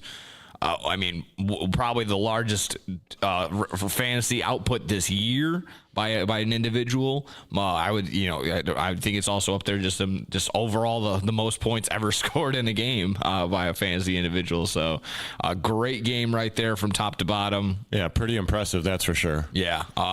Even adding to it, a guy like Chase Brown getting 9 receptions, 52 yards. He had the fumble, but still made up for it with a touchdown. He's slowly showing you that they're using him a ton. They're using him a lot. Yeah. So he's getting in the world where running backs are.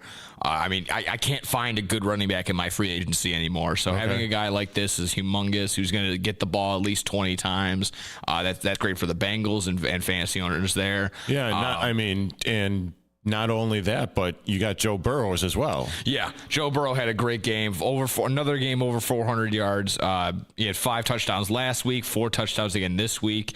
No turnovers, which was great right there. And if you somehow had the hook of Burrow and Jamar Chase, you're already up probably 100 points. 100, so, yeah, right. Yeah, so you're having a nice little day, and it's only right as we're recording this, it's a Friday. But if you're sitting here on Saturday, you're listening in on this, you're having a nice little day as Burrow and Jamar Chase basically gave you a W before Sunday even kicked off. Those two guys, you might as well just sit the rest of your lineup, right? You honestly could. You could play a defense and a kicker, and you'll be good enough to go. Yeah. On the opposite end, for the Ravens side of things, it was a slow start for Lamar Jackson and Derrick Henry, but Derrick Henry able to get going. He scored a touchdown, 68 yards on the ground. Doesn't look like he had a reception. He did. He had 1 reception for 3 yards, but again, that's not really his game. His game is ground and pound. They give him a ton of looks on the ground, and sure enough, scores again. He scored every single game so far this year.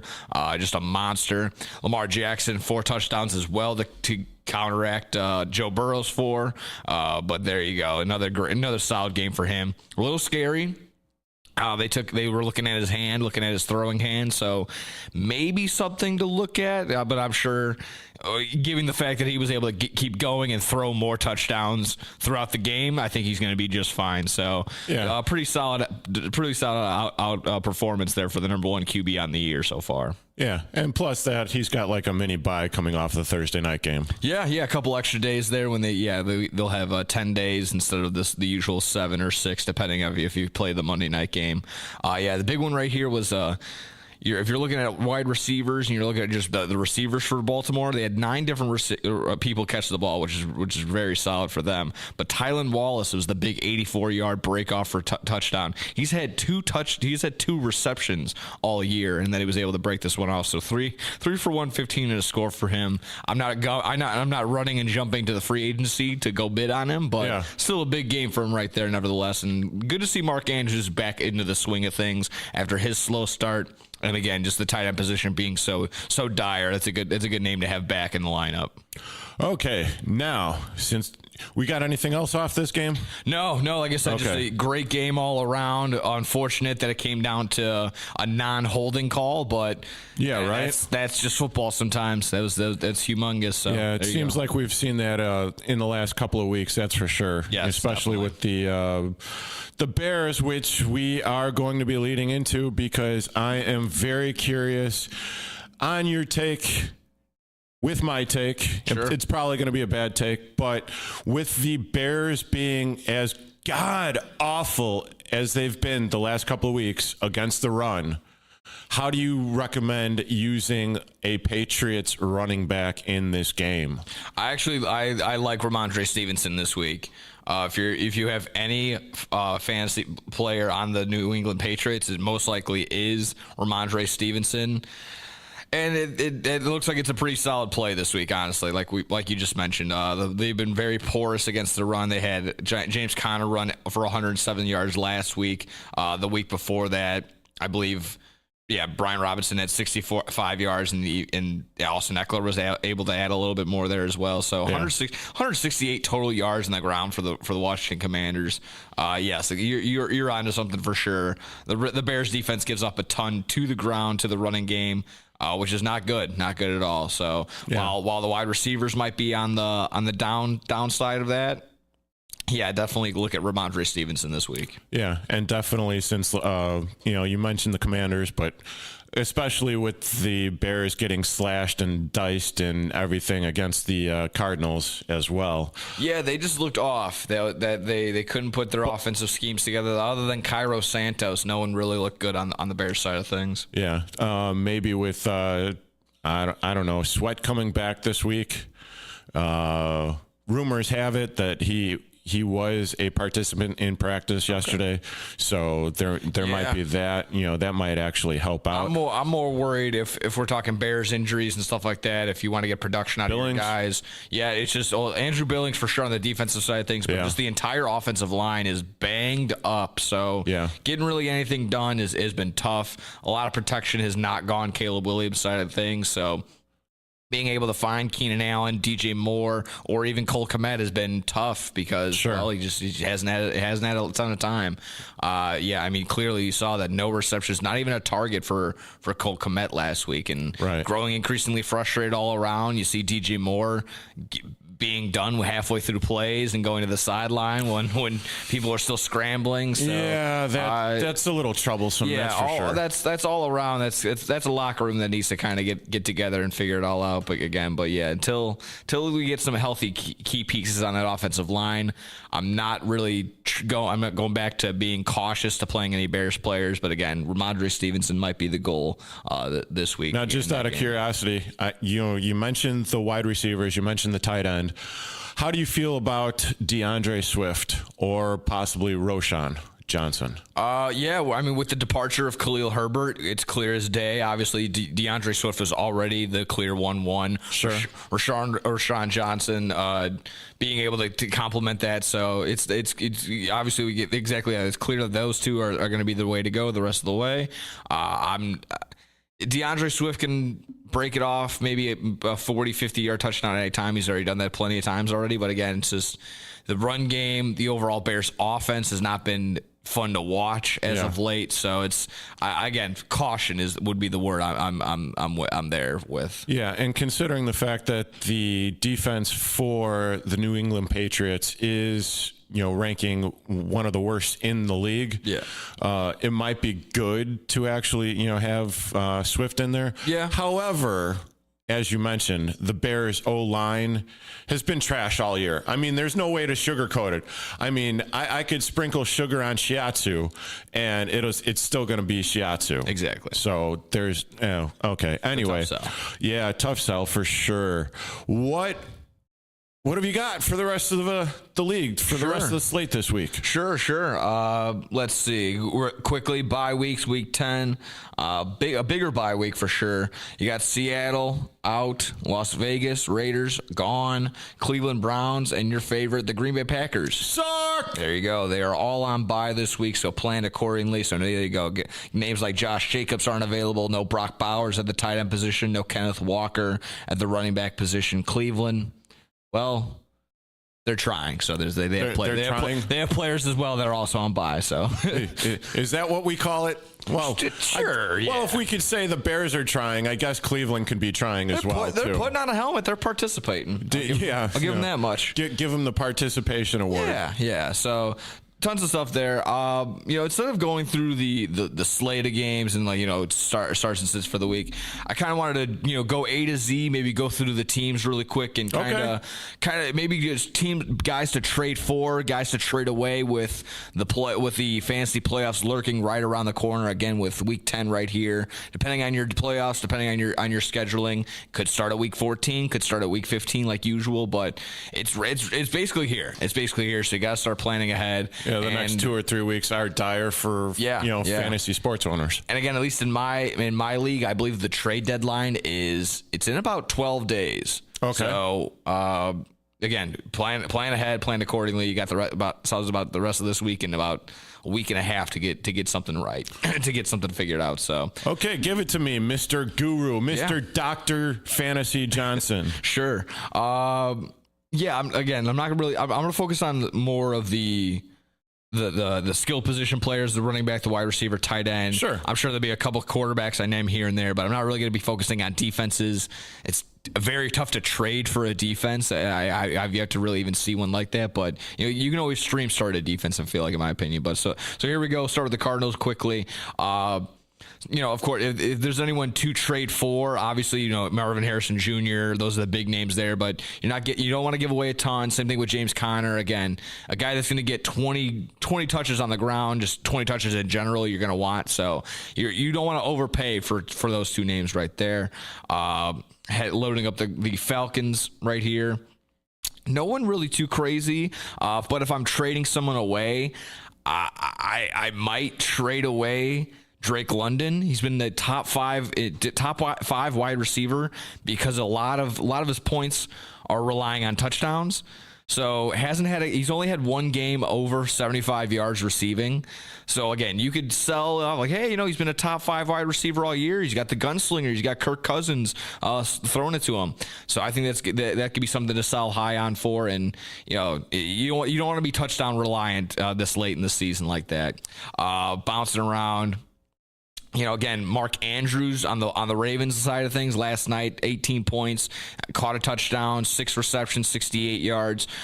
He's looking like he's back into form, and especially with Isaiah Likely dealing with a hamstring injury. That's why he was out last night and wasn't in that Thursday night game. Buffalo, no one too crazy. Of course, I feel like James Cook could probably be a league winner. So if you really want to not go all out, because that name right there is so, I don't want to say mediocre, but it is very. Okay. It's not eye grabbing as a Derrick Henry or a Kyron Williams. So I think James Cook would be the route to go. I'm also not opposed to Khalil Shakir, who quietly is averaging like 13, 14 points depending on your scoring for the season. So not the worst there. Carolina Panthers, maybe trade away Chuba Hubbard. Got a lot of talk about that backfield. Jonathan Brooks getting back involved. Miles Sanders all right there. While he's had some great games, you can't really rely still, I feel like, on the Carolina Panthers because you never really know who truly is going to be at the quarterback for that position. Right. Bears. No one really. No one really on the Bears. I'm good with their Bengals. Again, maybe Chase Brown. That would probably be the route there. He's quietly taking care of a lot of things. They're giving him a ton of looks, and they give him the ball at the goal line. So not opposed to that proposition there. Cleveland Browns. Again, maybe David Njoku. I felt like he was the league winning tight end last year. Could go on the same little spurt then. As well.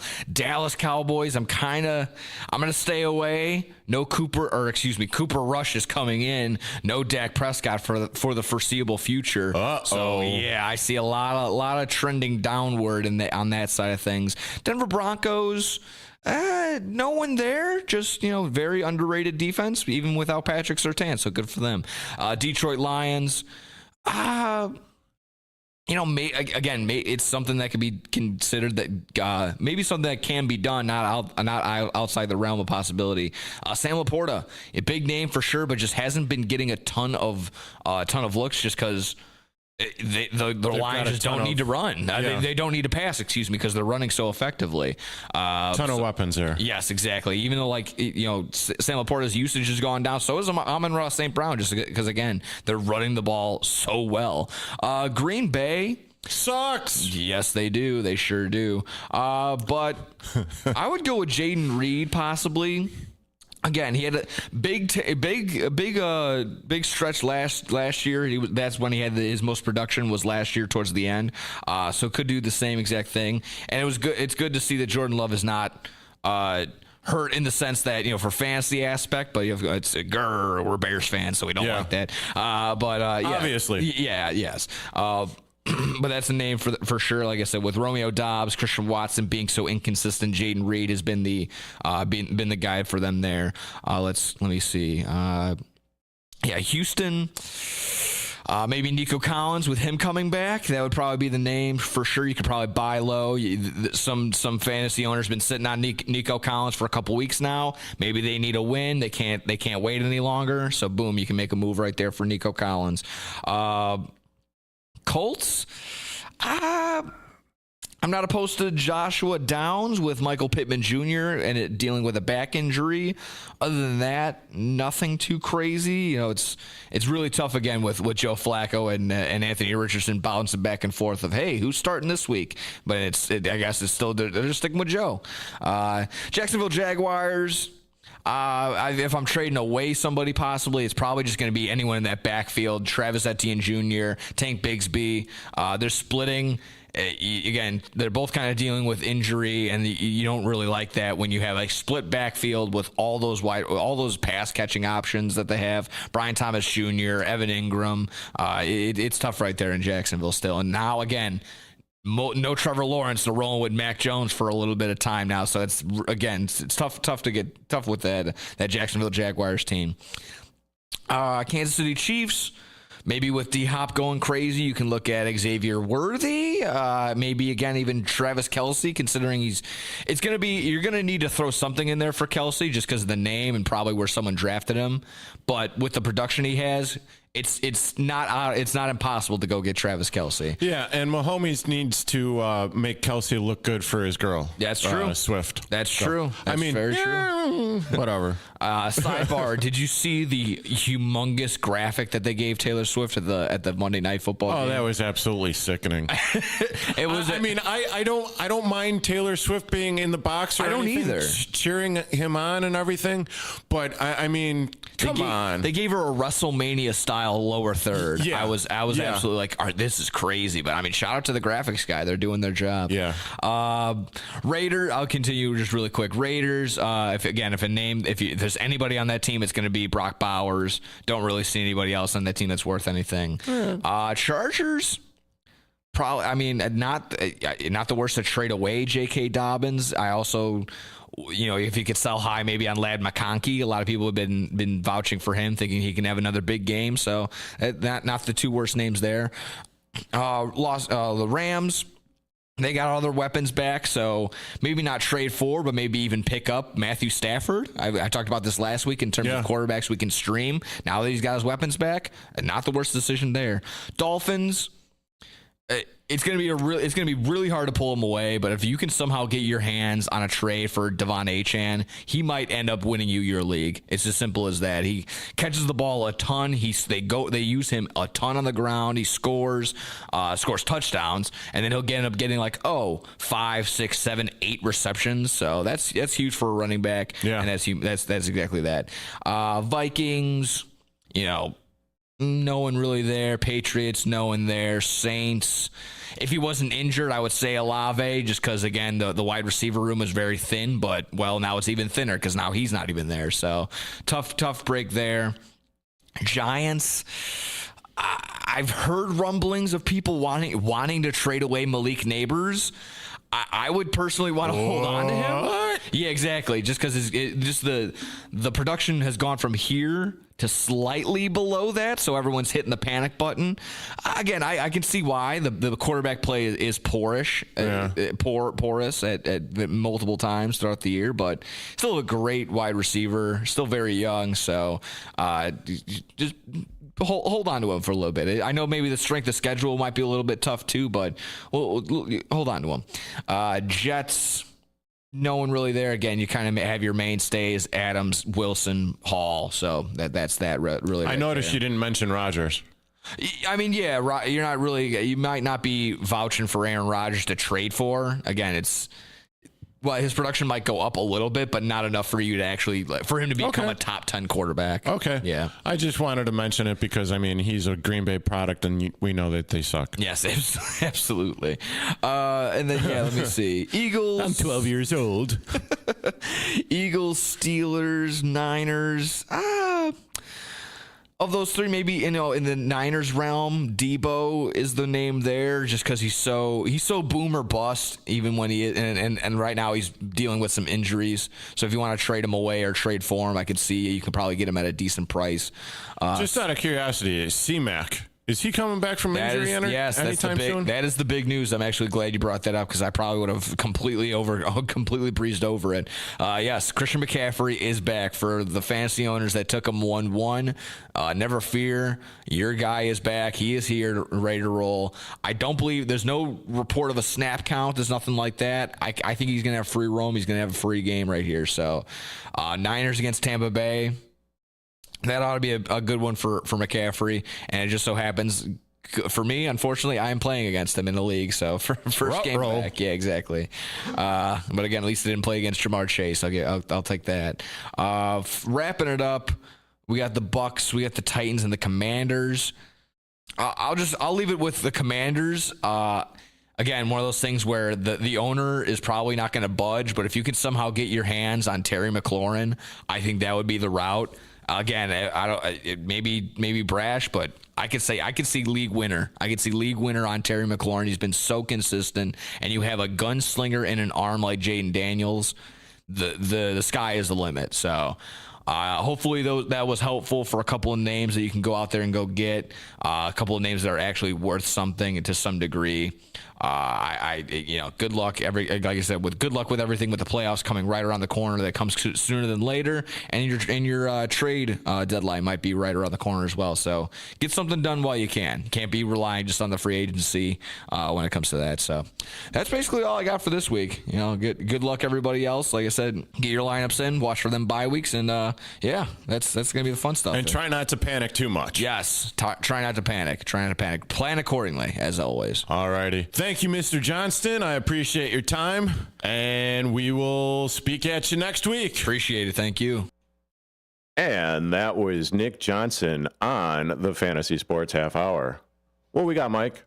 Well, we ran out of time here today. I know we haven't given you any Chicago Steel news within the last 2 weeks, but I promise that is coming back next week. They have a couple of interesting games coming up today at 5:05 against the Youngstown Phantoms in Youngstown, Ohio, so you won't be able to go to that one. But Friday, 11:15 is Sensory Friendly Night at 7:05 to face the Lincoln Stars at Fox Valley Ice Arena, so get out there for that one. It's also a Lou Malnati's Family Pack game where fans can get 4 tickets, 4 hot dogs, 4 chips, 4 sodas or waters, 4 Chuck-a-Pucks, and 2 Lou Malnati's personal pizza coupons for just $60. And then that next Saturday will be a Stanley Cup night, but I don't think it's the Stanley Cup we're all thinking of. I think it's those tumblers. So that's cool. The Windy City Bulls, their season began last night. They got the win 117-112 over the Grand Rapids team out there as well. So then they will come back tomorrow at 2 p.m. Against the Grand Rapids Gold again in Van Andel Arena. Tuesday at 6 p.m. they will be in Wayne Fieldhouse in Detroit to face the Motor City Cruise. And then Saturday, November 16th, will be the Windy City Bulls home opener at the Now Arena in Hoffman Estates against that same Motor City Cruise at 7 p.m. There's a bobblehead night giveaway, so we will bring you all that information as we get more into the basketball season. We'll also give you some real Bulls talk and more. But coming back to you with more sports news next weekend, next Saturday, same time, same place, WRMN AM 1410 on the Rise from 8 to 10. Available now on Amazon.com.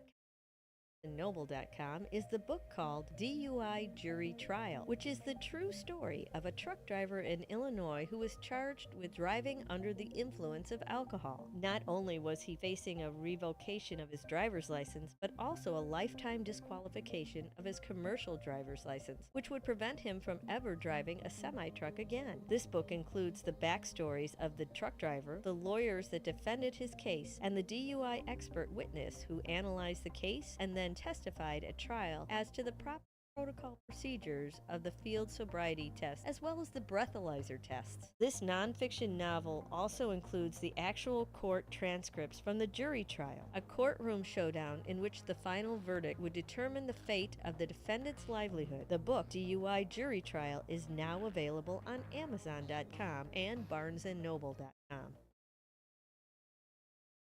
Your hometown radio station since 1949. We are WRMN AM 1410, Elgin time, 10 o'clock.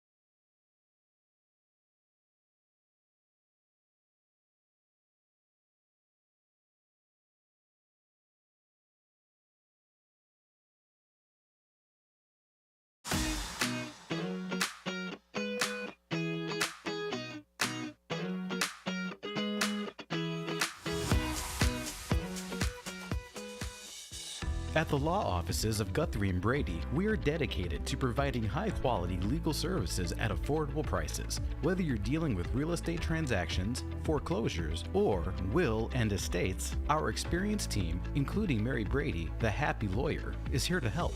With over 50 years of experience, you can trust that our attorneys have the knowledge and expertise to handle your legal needs. Our comfortable and welcoming office, along with our professional staff, makes it easy for you to get the legal guidance you deserve. If you're looking for expert legal services you can rely on, contact the law offices of Guthrie and Brady today. Schedule a consultation and let us put our decades of experience to work for you. For more information, visit gandblegal.com. That's gandblegal.com.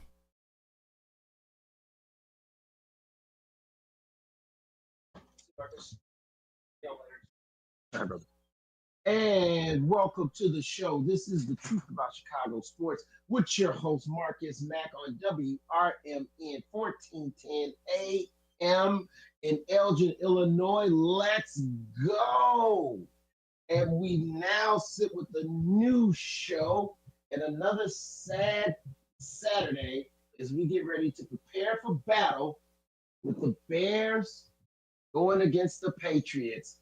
Brother Blake, I'm joined by Blake Cowell in the studio with me as we get ready to break down all things Bears today, and we're also going to cover some Chicago Bulls. Blake, you know, it has come to the point in our relationship where I must wonder, and I have to ask you, when is it going to be okay to call you Balake? You know, when is it going to be okay to call you Balake? Any day. I go by Blake, Balake, B-Train, Captain Cal, all the above. It's just, it's you know, I knew we had to have some shows first. We had to have some time together before that question was to be real. Where was it okay to call you Balake? Balake is more than fine with me. Anytime. And and for our listeners out there, if you don't know what we're referencing, very funny skit by Key and Peele, I believe it's called. And it's with a substitute teacher. And trust me, people, check it out. Go to YouTube, just literally type in substitute teacher, and I guarantee it will be one of the first things that pops up. And me and Blake, we understand. So the listeners out there, like, what do you mean, Balake? Trust me, watch it. You'll appreciate it. All right, let's get into this sports thing. We're going to start first with the Chicago Bulls, who would literally seems like as they were starting to make a rise, and then all of a sudden they played a 0-6 Utah team, and John Collins slammed dunked Kobe White and the entire Bulls team down to earth. As now we've seen them slowly start to fade these last couple games, including last night against the Timberwolves. They dropped against the Mavericks on Wednesday, and what seemed to be a kind of hot little fizzle. All of a sudden, we're looking at a team that's dropped Nets, Jazz, Mavericks, and Timberwolves. Nice little 4-game losing streak, and all that sexiness that we were speaking of at the beginning of the season is almost kind of like, oh, well, maybe that's all that was, just some beginning of the season sexiness. And, you know, I have to ask, you know, we have to ask this question. You know, was the hubbub just our desire to want a win in Chicago? Is the reality that the Chicago Bulls are who they are, and without a superstar, they're just a basic team, probably going to be running in the line? Yeah, spot on. If it looks like a duck and it quacks like a duck, it's probably a duck. And for the last 4 games, we've kind of see what kind of duck, metaphorically, this Bulls team is. And they're high variance. They don't play a lot of good perimeter defense. And if you look at these 3 games they lost this week, all of those top scorers, Keontae George for the Jazz, Luka, and even Anthony Edwards, they're all guards, and they all put up 33, 27. You know, the lack of perimeter defense is showing, and we were kind of hoping Josh Giddey and Lonzo Ball could do what they can to mitigate that with no Alex Caruso. And Lonzo Ball's been hurt, and Josh Giddey is still not a great defender. So the moment, you know, man, I don't want to tie things to Lonzo Ball. I just don't. But it's just like, okay, they were 500 when he was playing, and he goes down, and all of a sudden, I know it's not one. You never can say one player, but he does kind of seem to fit a lot of things a lot of times that they need in situations. And even though he was coming off the bench, if you go back and look at those numbers, the things that he was able to provide was very key things. And he was providing a pivotal role in those wins that they got in the month of October.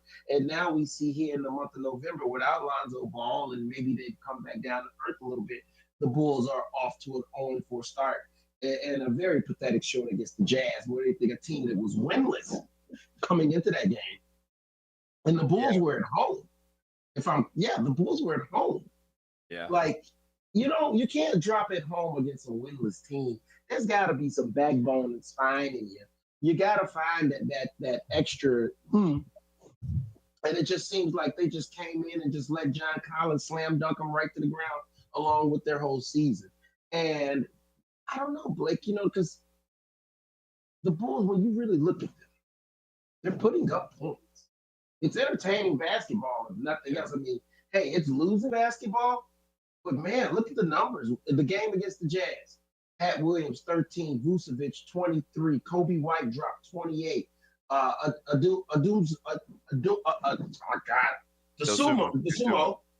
Dosunmu dropped 25. Giddey had 15. That was from your starters. That's actually pretty exciting basketball. They can't guard anybody, but they're scoring the basketball. They're up pace. It's up tempo. It does make you wonder if they did have a true superstar on this team, what really could be. But I think the last 4 games have taught us the Bulls are exactly who we thought they were. And, maybe we had that kind of like feeling, that hope of like, could they be a play-in team? No, they're not. And they're going to be playing for draft picks. Looking for the ping pong ball. I mean, that's so obvious to me as they sit 3-6. And people, the season's early. But see, here's the thing. If you look at a team like Philadelphia, right, they're struggling. Philadelphia has 3 bona fide superstars. That record's not going to last. Like that's the reality. Joel Embiid comes back. Tyrese Maxey gets healthy. They just got Paul George back. They're going to start winning games. They're going to dominate teams like the Bulls. The Bulls have nobody coming back from injury, or suspension. This is that team. And so when you see that 3-6 record, it's like, wow, this is the best guns we're throwing at people. And we're losing to teams that aren't even bringing their full squad. Larry Market didn't even play in the Jazz game. Yeah. We'll still found a way to fumble that.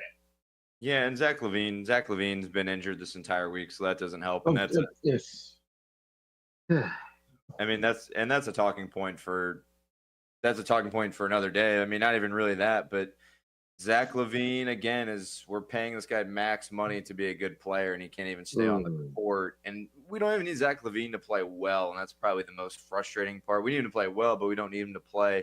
He's never going to be the Giannis Antetokounmpo level, the Joel Embiid level. But, I mean, shoot, can he at least be like a De'Aaron Fox, like a Tyrese Halliburton level? I mean, that doesn't seem too much to ask for, but if you can't even stay on the floor, well, shoot, you're just as good as the water boy at that point in terms of what we're getting on production of the basketball court. So not having him this week definitely hurt the Bulls, even though scoring points wasn't a problem for them. I mean, they put up 126, 99, and 119. I mean, like you said, they're playing a modern offense style of basketball, but you can't play defense. I always say not a math guy, but a math guy. If you can't play defense, you can score 150 points, but if your opponent's going to score 152, still counts as a loss. So it's like you said, they are kind of who we thought they were, and maybe vindication feels good for being right, but at the cost of your favorite basketball team not being good. It's always a tough pill to swallow, but again, kind of what we expected. It just sucks when it actually happens. Felt like maybe a surprise team. Maybe they'll turn the corner, but not this week at least.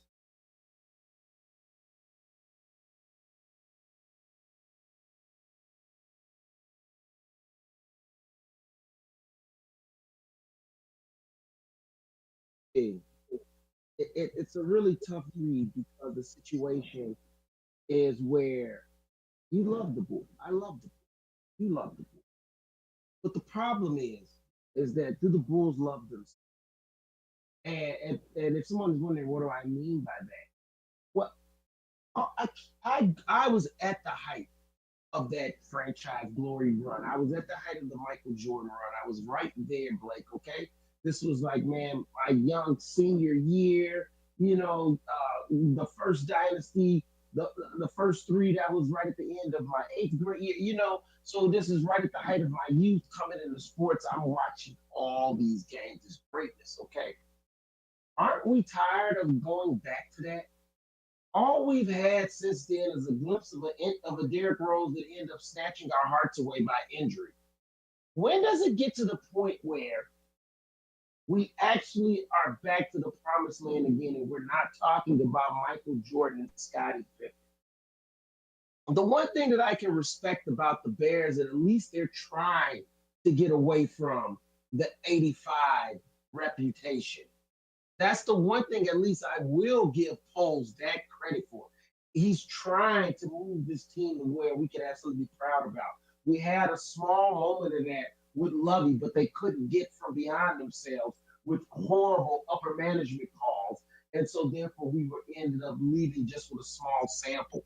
But this now, we're trying to get where we can get back to prominence where we're a Super Bowl threat every year. So why can't I have that for the Bulls? Why can't the Chicago Bulls be that team that's right back in the mix every year then? They haven't had a superstar since Derrick Rose's knee injury, which they got very lucky to get in draft, let's be honest. They surrounded him with halfway, somewhat deep players. They never gave him a second superstar like Michael Jordan was lucky enough to get with Scottie Pippen. Derrick was running with the likes of Joe Kendall, great guy, love him, man, hustle player. All-star, sure. Superstar? No. Okay? No. Taj Gibson, superstar? No. A young Jimmy Butler, who wasn't ready yet at the time. What did he have? So, I mean, this is my thing. Get a superstar, cultivate a culture around him, and then let's see what happens. But yet, we're left with a guy like Zach LaVine, like you said, who told us he was in the best shape of his career. And here we are, 9 games in, and he's already injured. How the hell is that the best shape of your career? If that's the best shape of your career, Blake, that's a real short damn career, ain't it?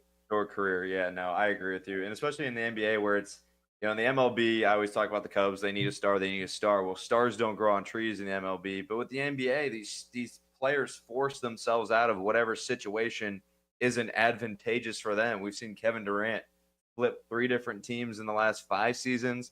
LeBron's flipped 3 teams in his season or career.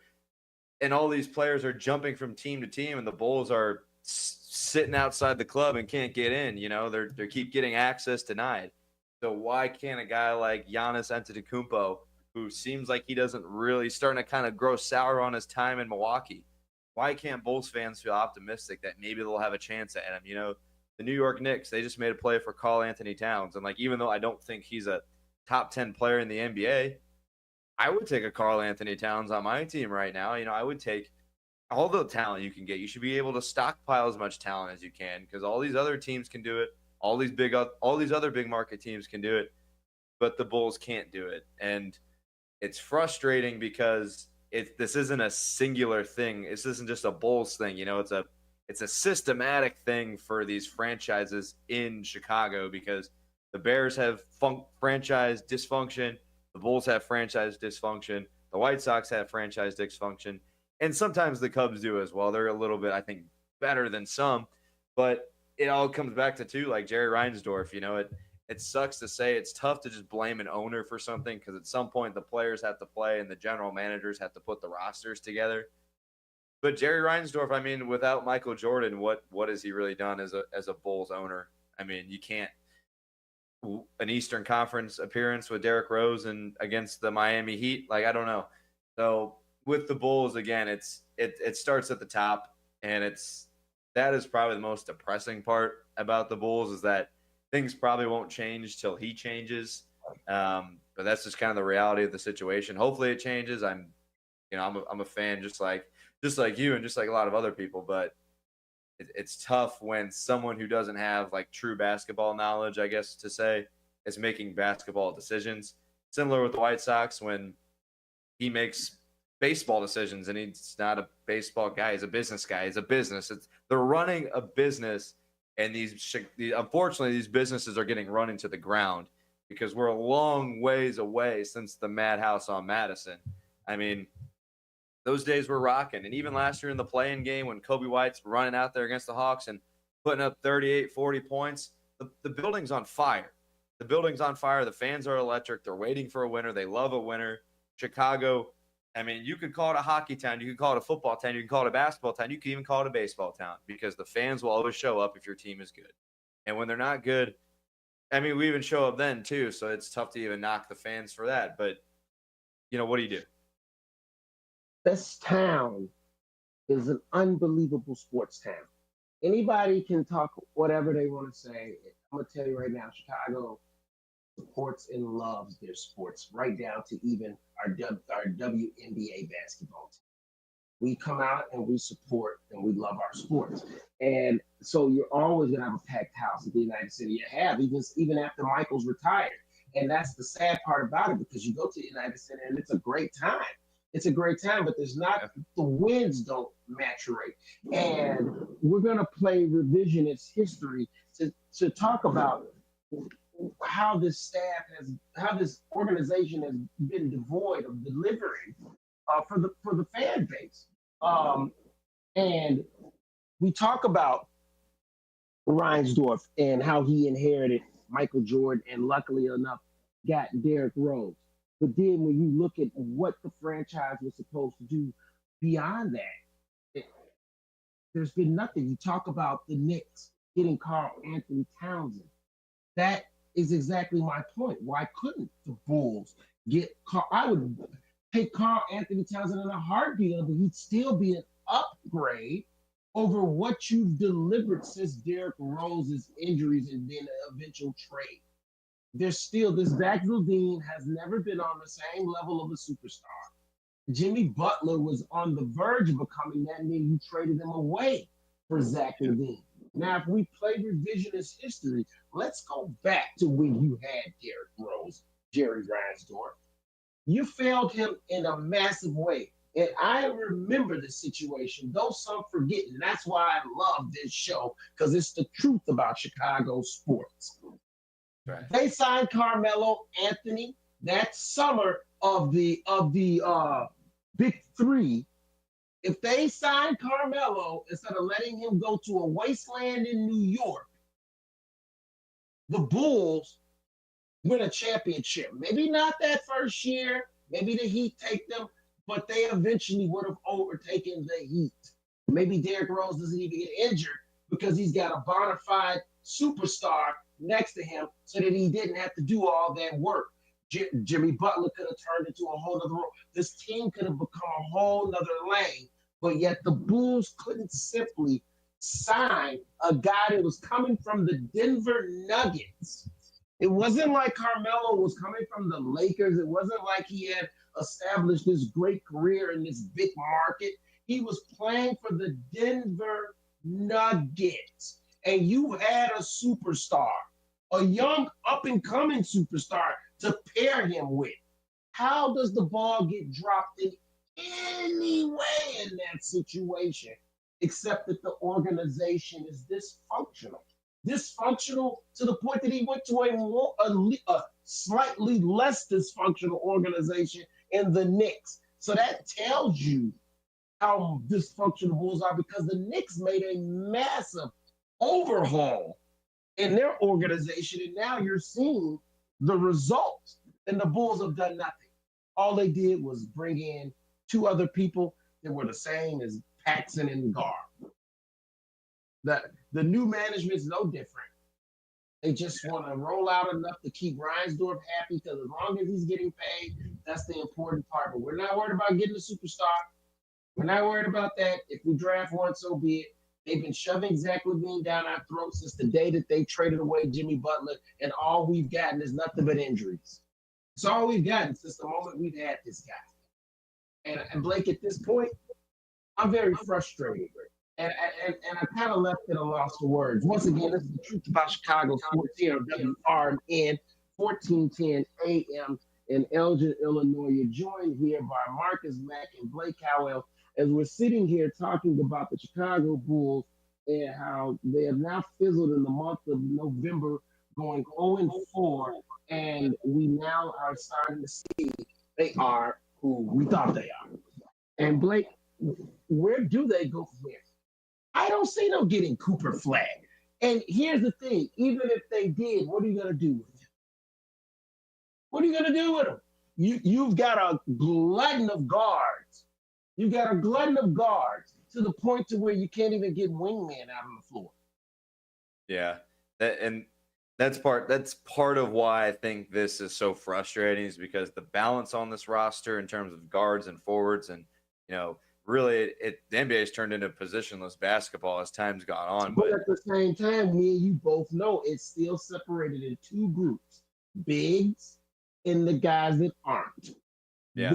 You need bigs on your team, which are your forwards, and then you've got guards. So it's still broken to those two groups, and the Bulls have a gluttony of guards, very little forward play.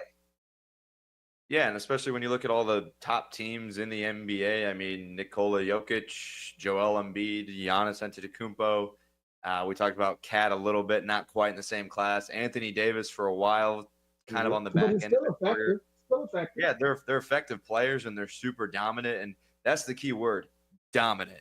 When's the last time the Bulls have had a dominant player? Not since D. It's been a long time, and especially, like you said, where do you go? How do you find that dominant player? The NBA draft has become one of the biggest crapshoots in all of sports drafting, because unless you have Victor Wembanyama sitting there in your lap at number one, or Cooper Flag, who isn't at the level of Wembanyama but still very good, unless you have that number one pick, you're throwing darts at a dartboard, hoping you land Nikola Jokic at 41, hoping you land Giannis Antetokounmpo at 15th or whatever he went mid-first round. Mm-hmm. And until the Bulls hit the dartboard, we're kind of stuck here. Or until they make a play. I have faith that maybe one day they'll make a play at someone, because there was a time, like you said, there was a time where we were in the rumor mill for a LeBron James, for a Dwayne Wade, for Chris Bosh, for Carmelo Anthony. And rumors are just rumors, but when you're bringing these guys into your office and showing them 6 championship rings, showing them the banners, showing them the Michael Jordan, memorabilia all over the place. I mean, at least they considered the Bulls. It's these days where we're not even considered. Our name is never brought up anymore. And that's where my gripe comes from. Because at least with like the Cubs, we haven't signed a big guy in a long time or a huge impact bat, but their names are always in the tweets. They're always getting contracts at least sent their way. Give us a chance. Give us a chance. And Jerry Reinsdorf and Billy Donovan and the rest of the Bulls, they haven't given us a chance to be good, which is frustrating. Very frustrating. They've literally cut our legs off as fans in terms of anticipation and what's going to come, because that's exactly it. The reason why people get so frustrated and are so invested in the Chicago Bears is because we see hope. We see future. We see something that could be. When you see now a 3-6 record sitting on the Bulls, you're not frustrated. You're actually just like, they are who we thought they are. And if anything, I'm sick of that. I want to be frustrated. I want to be like, man, we're not living up to our potential. And why are we not coming hard at every team? But instead, it's like, oh, yeah, they lost to the Timberwolves. Well, you know what? They got Anthony Edwards, and we don't have a guy like that. And that's just something that's getting sick and plagued. Once again, this is the Truth About Chicago Sports here on WRMN 1410 AM in Studio 14. As we sit here and we break down the Chicago Bulls, when we get back from break, we're going to talk about the Chicago Bears and their horrible performance last week, and as they get ready to play the Patriots this Sunday, and the things that they need to do to get back on track. We'll also discuss Matt Eberflus and if he's the right guy for the job. Once again, here on the Truth About Chicago Sports. We'll see you back in a few. Retirement can be scary, but only if you're not prepared. That's why AARP created thisispretirement.org. Because unless you've already retired, you're in pretirement, and you still have time to plan. Learn about retirement savings options, potential tax breaks, and how you can build savings over time. Visit thisispretirement.org for free resources to help you customize your action plan and feel the retirement fear disappear. Brought to you by AARP and the Ad Council. Attention restaurant owners, are you struggling with grease trap issues or bulk grease removal? Look no further than Hopkins Grease Company. Serving the greater Chicago area since 1947, Hopkins Grease has been the go-to company for grease recycling and maintenance, offering a range of specialized services for restaurants, big or small. From used cooking oil collection to grease trap cleaning, their full fleet of vehicles and dedicated team of employees ensures fast, efficient service in areas like Elgin, Crystal Lake, Algonquin, and Schaumburg. And they're not just a business, they are part of your community. As a family-owned company, Hopkins Grease is big enough to meet your needs, but small enough to give you personalized, friendly service. And they proudly support America's First Responders through our partnership with America's First Responders Fest. So when you choose Hopkins Grease, you're choosing a company that gives back. Need service today? Call Hopkins Grease at 847-458-4040. We're ready to take your grease worries off your plate. I always had to be so good, no one could ignore me. Carve my path with data and drive. But some people only see who I am on paper. The paper ceiling. Limitations from degree screens to stereotypes that are holding back over 70 million stars. Workers skilled through alternative routes rather than a bachelor's degree. It's time for skills to speak for themselves. Find resources for breaking through barriers at tearthepaperceiling.org. Brought to you by Opportunity at Work and the Ad Council. If you are 50 years and older, you are welcome to join Elgin State Bank's sponsored movie days at Elgin Marcus Theater. It will always be on the second Thursday of each month. Doors open at 8:30 a.m. At 9 a.m., you will hear a very brief message from Sherry Aschenbrenner about upcoming senior events, and movies will begin at approximately 9:30 a.m. Coffee and a donut is complimentary. You can always call the movie theater hotline number of 847-888-7976 to find out what movies are playing each month. The cost is $3 if you are a member of Elgin State Bank, meaning you have an account there, and $5 if you are a non-member. And for more senior information, catch Sherry's Senior Showcase on the third Tuesday of every month at 9:15 a.m. right here on WRMN, AM 1410 and 96.7 FM.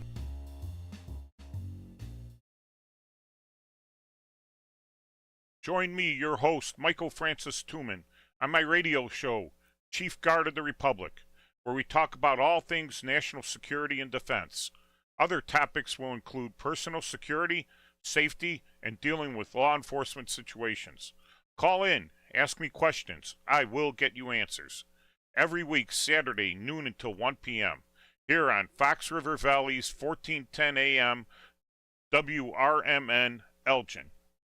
One of the things we're proud of at WRMN is our connection to the local community. In fact, recently we hosted a fundraiser for a longtime listener, Gene Wheeler, and first shift listener George Rollinson says it turned out perfectly. Perfection is a moving target. You try to hit that bullseye and you zone in on it. It moves a little to the left and it moves a little to the right. I don't know. I'd say we hit a bullseye. I don't know how that could have been any better. Working together to make Elgin better. We are WRMN AM 1410, serving the local community since 1949.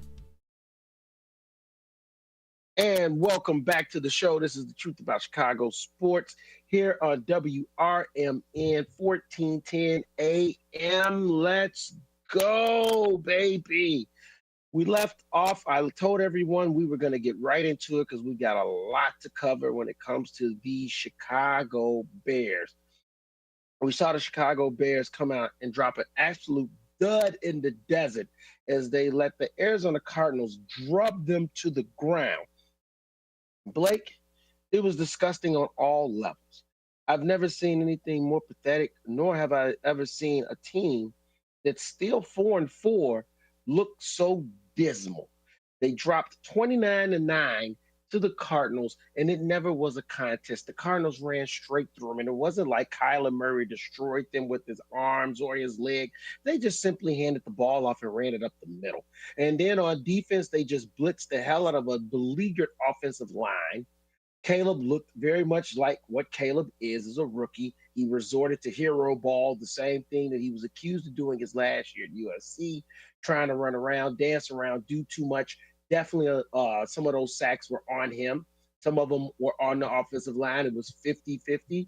I'm going to blame the offensive line. I'm also going to blame him because there was times when it just wasn't nothing there. And instead of him just throwing the ball away, he scrambled, danced, and tried to do something out of nothing. And then that resulted in the sack. Special teams was even pathetic. It just seemed like the team completely quit on Mr. Matty Eberflus after the disappointing stench of the Washington game that they didn't seem to be able to wash off of them.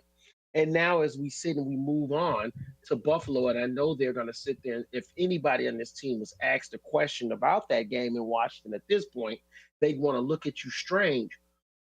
But I'm sorry, this is the truth about Chicago sports. You don't get to look at me strange and not answer the real facts. You lost yourselves after that Washington game, and you couldn't find it out in the desert. Instead, you found a team that knew you were weak, wounded, and was opportunistic and jumped all over you. And a very lackluster defense that doesn't boast of one person is going to be a Pro Bowler sat there and looked like they were the '86 New York Giants with Lawrence Taylor on their squad. And that, to me, all goes back to the biggest question that we've been throwing out there. Why is Matt Eberflus still coaching this team? And that's not going to change, Blake, because guess what we found out? Old Matty's actually got a 5-year contract, and Ryan Poles is doubling down on his guy. Eberflus is going nowhere after this season, whether the Bears make the playoffs or not. And that's a hard reality because they don't want to do exactly what everybody says. They're not going to make Caleb go and learn a new system his second season. They felt like they did that to Mitch Trubisky. They did. They turned around and did it to Justin Fields and tried to make it justifiable. And they're not going to do it to Caleb Williams, which is why Eberflus has been operating very comfortably, which is why there's real frustration in the locker room, because the reality has set in. He's going nowhere. And when that reality sets in, and when you are in a situation like you were in Washington, and you got a veteran guy like Keith Byard telling you on that critical play before the Hail Mary, hey, we need to be doing this, coaching, you don't listen to him. You lost him. When a guy like DJ Moore tells you in the offseason, I want Justin to stay my quarterback, and he put up career numbers, but yet you still swapped out Justin for a rookie quarterback that he's not on the same page with and is struggling with. Yeah, you lost him. When you sit here and you've blown game after game, and your veterans on the team like Cole Kmet has to sit and watch it. And these guys come from winning organizations. They come from winning programs. They know what winning coaching is. It's not like they showed up to the Chicago Bears and they just started playing football. You lost them. And this is where we're at, Blake. It feels that way. Dud in the desert. I like that term.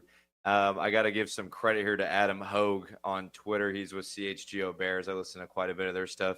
He mentioned on their show, the Bears lost 2 games from one Hail Mary, one against the Commanders, and then let it carry into this week where they got their butts spanked in Arizona. I was saying pregame against Arizona, how will you respond? You either respond by kicking someone else's butt, or you let it carry over and get everything goes wrong. There was really no in between, and there was no in between. They got their butts handed to them, and there's some things good to be pulled from this, but this was a game, like at halftime, you said it was over, and there was no life on the sideline. There was no life on the field. Caleb was really running from his life from the first drive, and even on the first drive, I was watching here in my living room with some friends. I said, this drive's going to end with a penalty or a sack out of field goal range. It's just when you're watching these games and you know how they're going to end, because we've seen the same episode multiple times, and this season a little better, but the 3-14 season, even last year, these games never change. It's just different coaches and players on the field. It's still kind of the same result.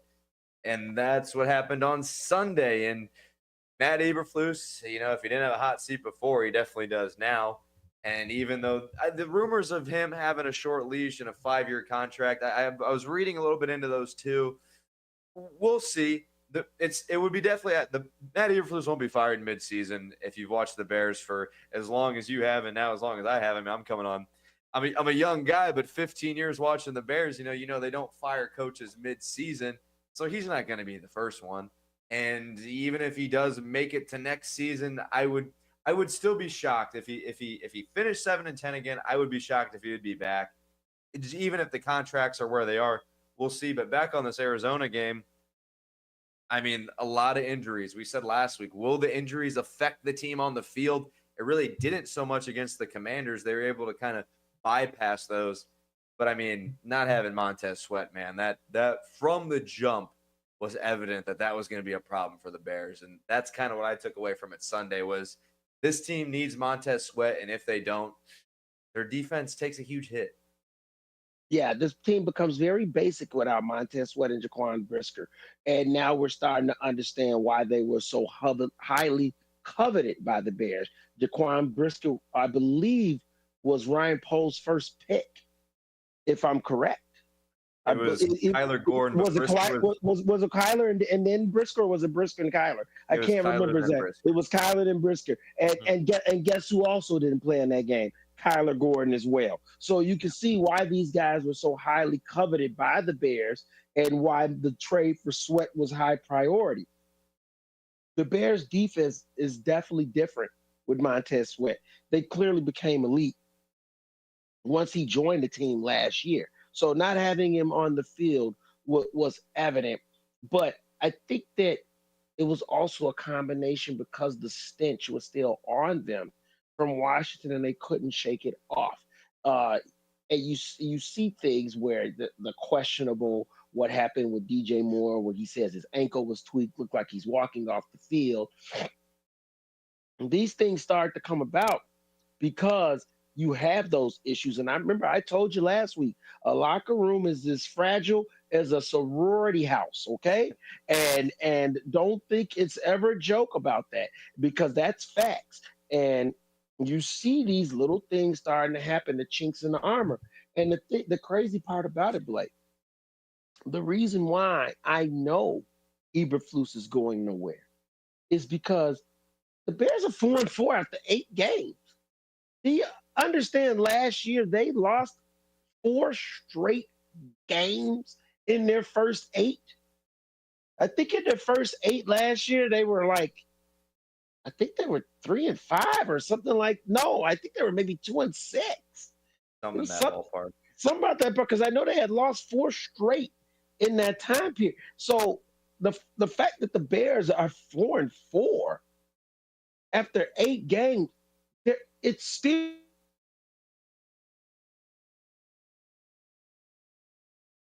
gets murky. That's why his job security is not in jeopardy. That's why the Bears are not going to move on midseason. Everybody fire him. Fire for what? Being 500? Yeah. You don't get fired for being tough. Yeah. You don't get fired for being 500. You don't. Now, if the Bears were 1-7, then we could be talking. They're 4-4, man. Yeah. They're 4-4. They're one dumb Hail Mary play away from whether they still drop that dud in the desert from being 5-3. And we're having a whole different conversation. Yeah, and that's what hurts the most. I mean, honestly, like that's what hurts the most is this one singular fluke play, like call it how it is, a fluke play, is now carried on. And now we get to revisit this conversation going into tomorrow's game is they got to try and put this one behind them too. Can they do it? My confidence is lower after watching what they did against the Cardinals, but you got to move past it. You got to move on. You have to find a way to push through. It's very encouraging to see. It looks like Sweat's going to be returning along with Kyler Gordon, but it's very concerning still that Jaquan Brisker's still out. He's been out since the Jacksonville game. The defense has not been the same since he's been out. And we've seen the results in the last few weeks. That it has turned to where you have to start asking yourself, what's next if we can't get him back on the field? And I know they're trying to downplay it. The organization doesn't want to scare the fan base. They don't want to scare the player. But the fact that he has not played now in 4 weeks coming up after that concussion injury, that means he can't. For everyone out there that's not understanding what this, every week the player comes in in the new NFL, he has to see a neurologist. This is an independent person outside of the Bears medical staff. And he has to show that person without a doubt that he's not showing concussion symptoms. There's a battery of tests that they go through, and he has to be able to pass them. He has not been able to do that now for 4 weeks. That's the concern, Blake. That's a huge concern, especially too. We talk about concussions and Tua Tagovailoa. Sometimes you got to break it down. That's it, right? It was close enough, but we all knew what we were talking about. Yep. Tua's kind of been at the forefront of this concussion thing because he's had some scary concussion injuries, and Jaquan Brisker, he's been, like you say, he's been out for 5 weeks now because we had the bye. He gets hurt, I believe, against the Rams, and now no, Jacksonville, wasn't it, or was it the Rams? I think no, he didn't. He didn't make it to London. You're right. He did not make it to London. So now we're on 3 games in a bye, so a month, which again is not good. And again, I don't need his medical records. I'm not a doctor. I'm not gonna come on here and tell you give you a neurology lesson. But it is concerning because part of Jaquan Brisker's game is he likes to hit people, and he likes to hit people hard. So not only for health concern reasons, because we're humans first, we're football players second, and we're fans third. So our stake in this game is definitely the lowest. You want to see a guy healthy. You don't want to see his guys post-career see their lives affected. But how is this going to affect his game on the field when he does come back? Is he going to be able to, like Tua, he had to take grappling lessons to learn how to fall and use leverage to not hit his head on the turf. So how does Jaquan Brisker alter that dog mentality of, hey, I want to come hit this football with my helmet, punch it out with my hands, and lay the boom on people? And this injury sucks because one more of these can end his career, and especially going on 5 weeks. I hope it's not serious, but 5 weeks is a long time for a concussion, and it sucks especially for an impact player, a young impact player that was really kind of on the ascension to being one of the top safeties in the NFL. Well, it's not his call. See, that's the thing about it. At this point, that's why you're concerned. A guy like that, a dog like that, he don't want to be out for 1 second, especially when he sees his team struggling and he believes that they need him and can use him. You best believe the guy's foaming at the mouth to get out there on the field. He's not being allowed to. Now, this is also organizational. This is also an organizational thing because of what you just said.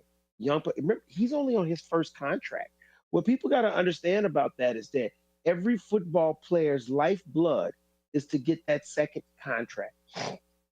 That second, especially if you can get that second elite contract, which what it seemed like Jaquan Brisker was headed on. Yeah. And you got to excuse me for a second. These sinuses have been killing me. I've been dying today, Blake. But I apologize to all the fans out there for being congested and nasally.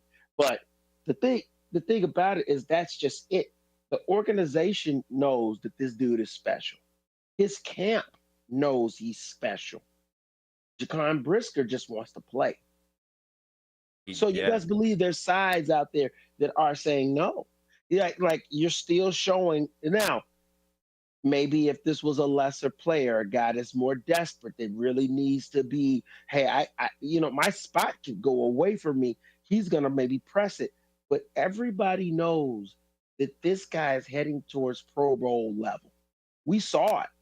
We saw it in those first 4 games where he was trending. I mean, the guy literally took the Rams game over single-handedly.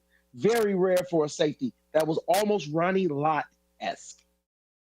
So, yeah, there's real concern And there's going to be a moment where it's like his side wants to make sure he maximizes his talent to get all the financial security he can for himself and his family.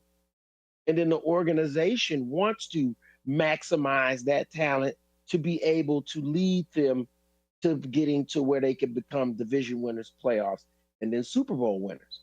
And you can't do that without blue chip athletes. And Jaquan Brisker is a blue chip athlete.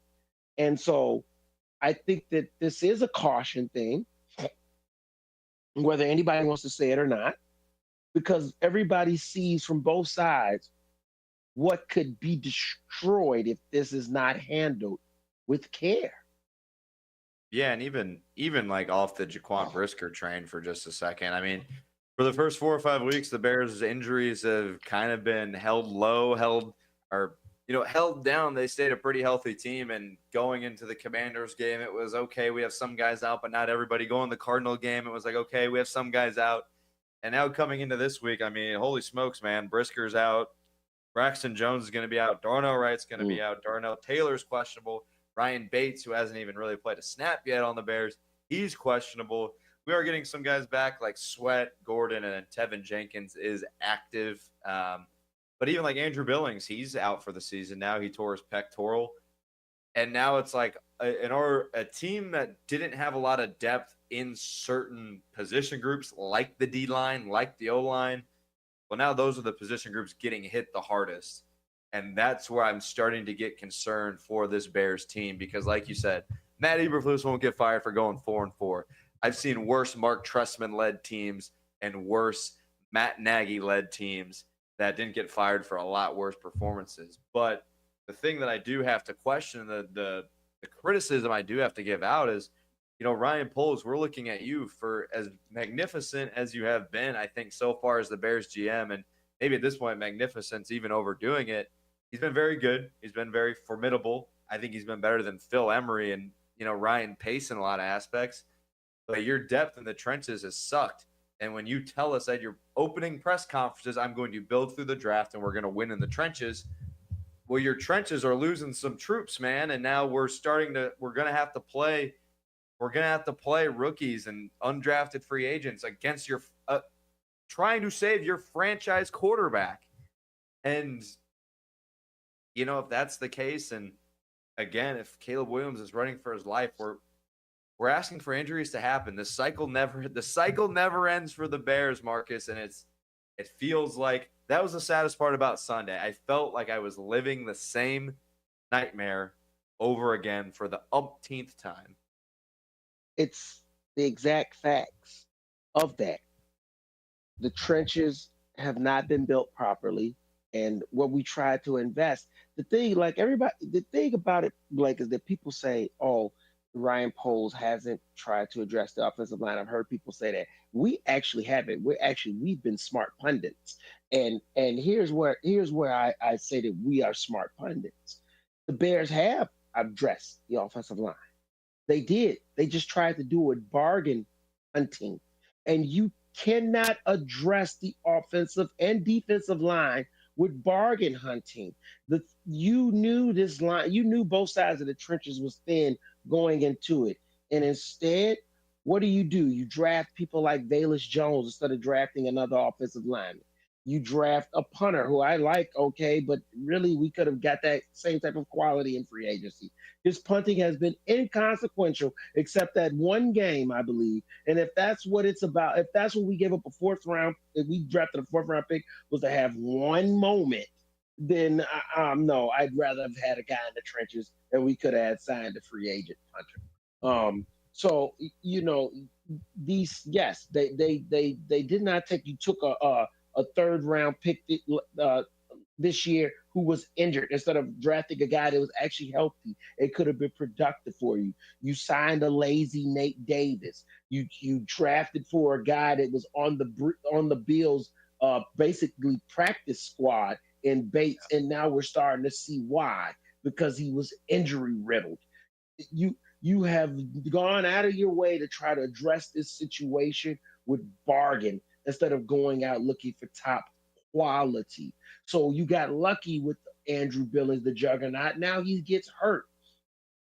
Zach Pickens, why did you pick him? If this guy wasn't ready, if he wasn't on the same par as Dexter Sr., why did you pick him right after? What, bargain hunting once again? With a very critical pick that probably could have been used on a better player? The trenches have been built like trash. And there's no fixing it this year. And I'm glad that the Bears were not foolish enough to give away draft picks for next year, because they're going to need every one of them. And if I see them draft anything other than linemen, offense, defense, until the draft ends, I might draft the Hollis Hole myself, and me and Ryan Poles are moving some furniture. Okay? Me and Ryan Poles, you draft a safety, you draft a wide receiver, you draft a running back, you draft anything but offensive and defensive linemen in this next year draft. And I'm telling you right now, Blake, there's going to be some real problems up there.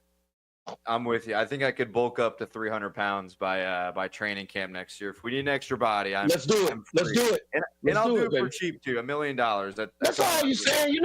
You're not trying to break the bank. Yeah, I'm not. I won't be greedy here. But yeah, no. Ryan Poles said in his first. I always love watching the GM's first introduction press conference, because a lot of things that they say, it's kind of like politicians. They say stuff. Will they do it? Will they not do it? Well, I guess we'll find out in 3 years. We'll find out. Yep. We'll find out. And Ryan Poles, gives his his politician speech at the beginning. He says, "We'll build through the draft." Has he done it? I think so. He's added a lot of good draft pieces. He says, "We're going to match evaluation with valuation in terms of free agents." Has he done that?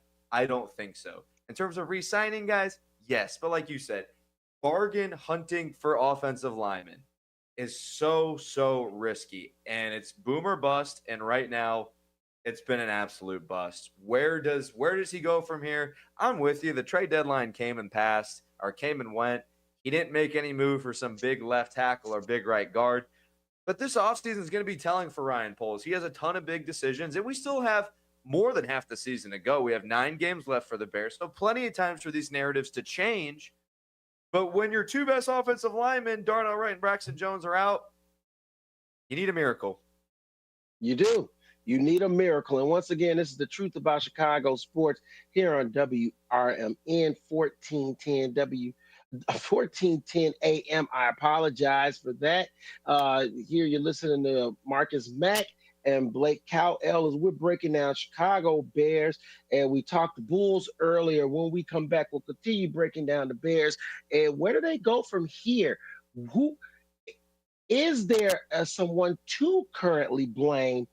And then we'll break down the matchup with the Bears and Patriots when we return here on The Truth About Chicago Sports. Let's go.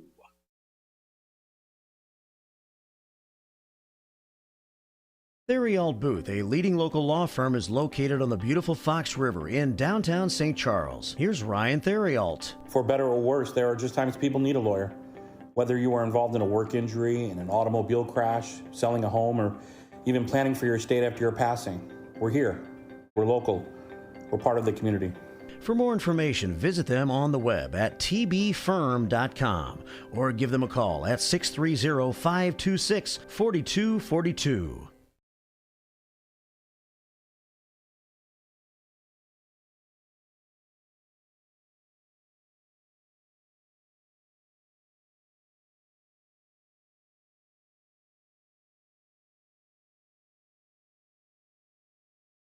Get ready for Around the House every Saturday night from 5 to 7 p.m. on WRMN AM 1410.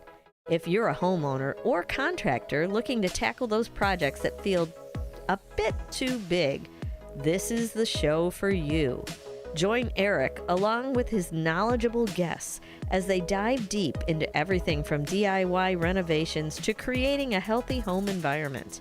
We'll provide you with the tools and tips you need to complete your projects with confidence and ease. But it's not all work and no play. We believe in having fun. Our passion for home improvement shines through as we help you save time, money, and reduce the stress of DIY. So whether you're a seasoned pro or just starting out, don't miss Around the House. Tune in every Saturday night and let's tackle those home projects together. Your hometown radio station since 1949. We are WRMN AM 1410, Elgin time, 11 o'clock.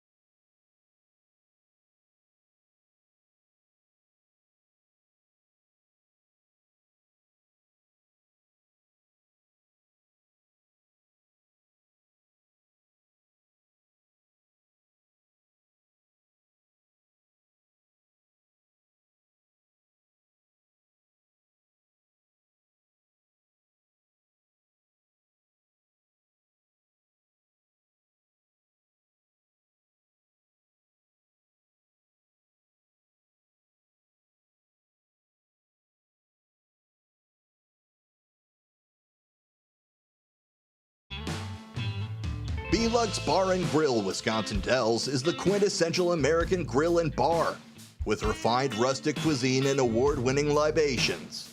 Their honest, feel-good food menu is complemented by a beer list to satisfy every taste.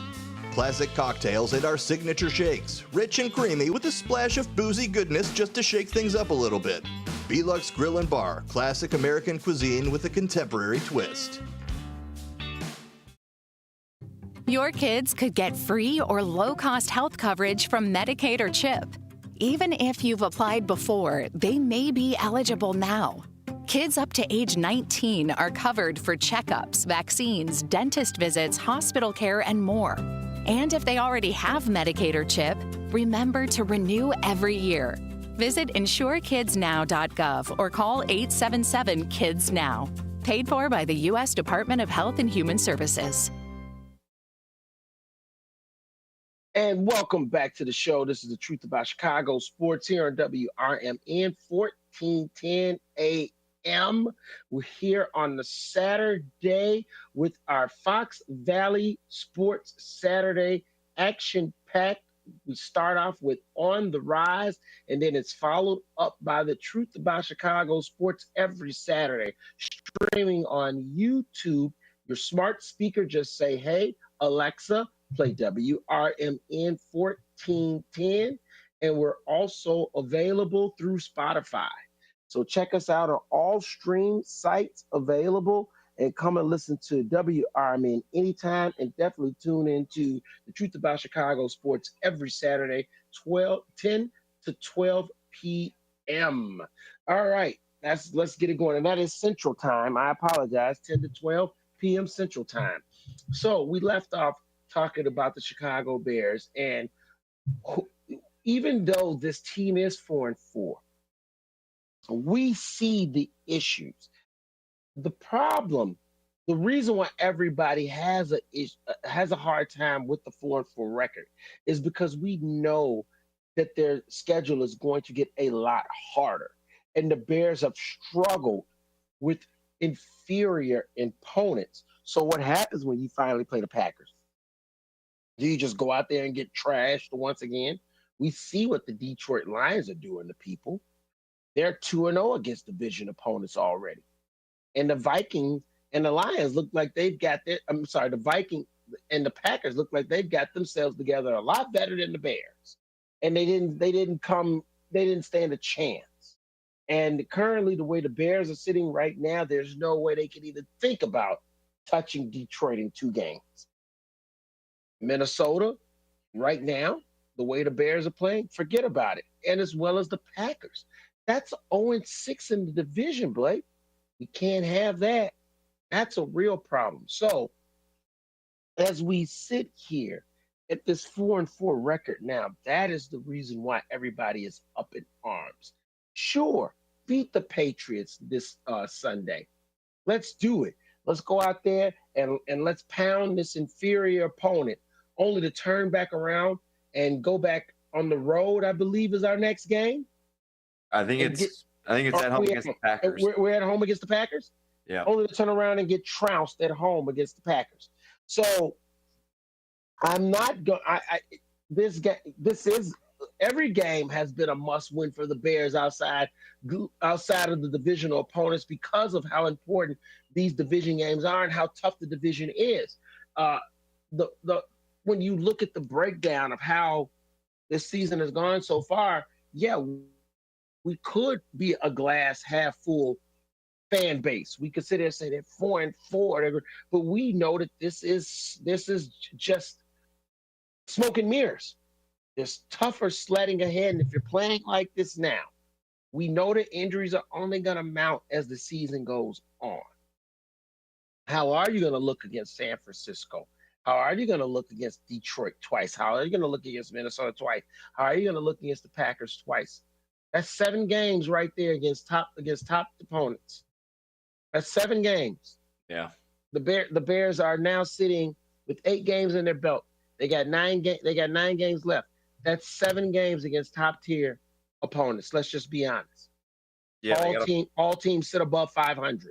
All teams sit above all 500. All those teams have faced top tier opponents and have performed very well. So you're looking at 7 games against top tier opponents. I'm not going to even count the other 2 games outside of the 6 division games and the 1 game against Frisco.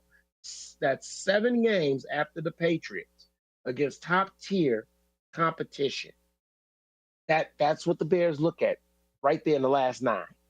How do they finish out? So yeah, will they go out and perform and beat the Patriots? I find it very hard pressed for them not to.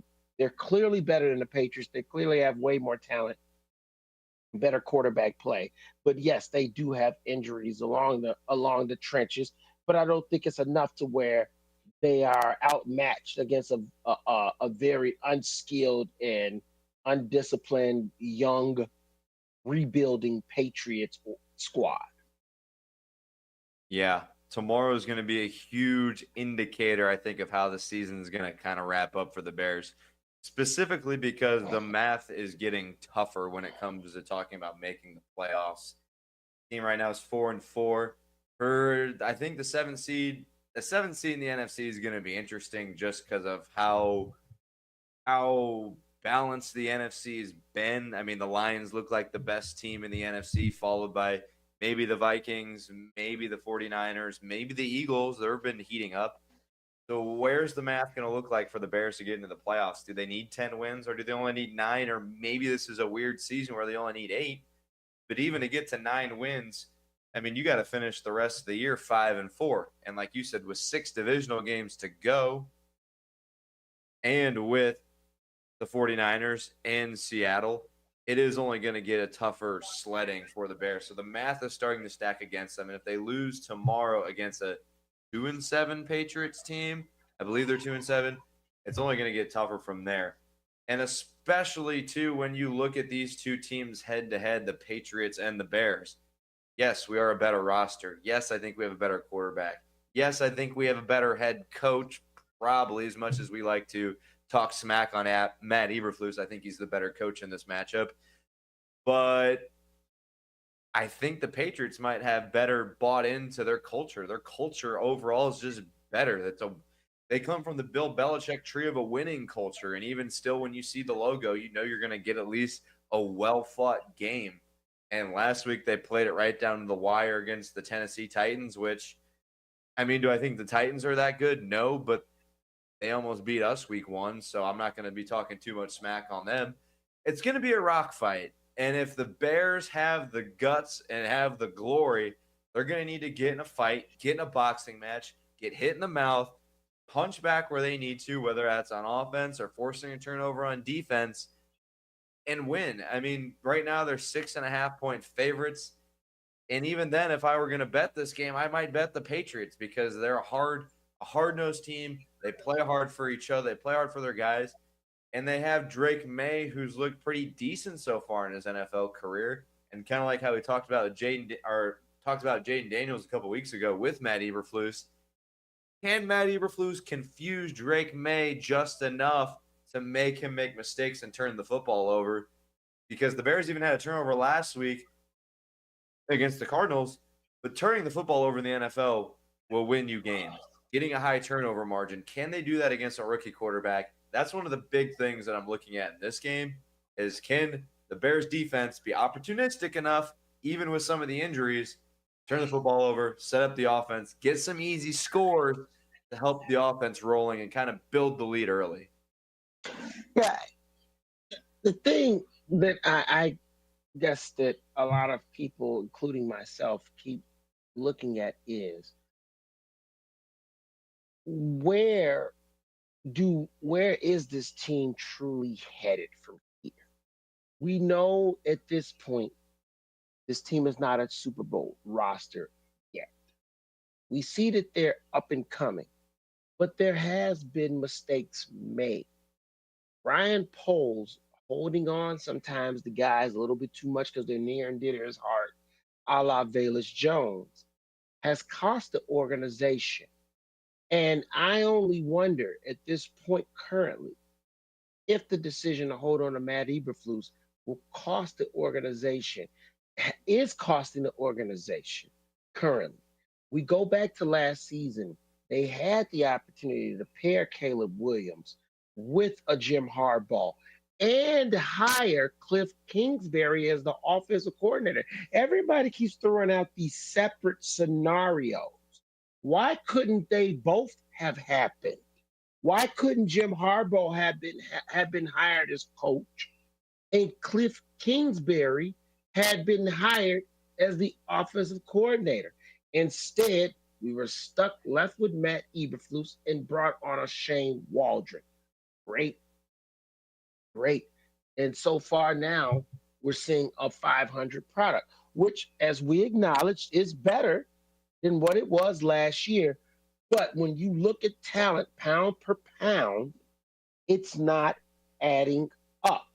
You see the frustrations of DJ Moore, because he's having a career low season because he knows he's playing with a rookie quarterback. People keep acting like Caleb Williams is a 10-year veteran.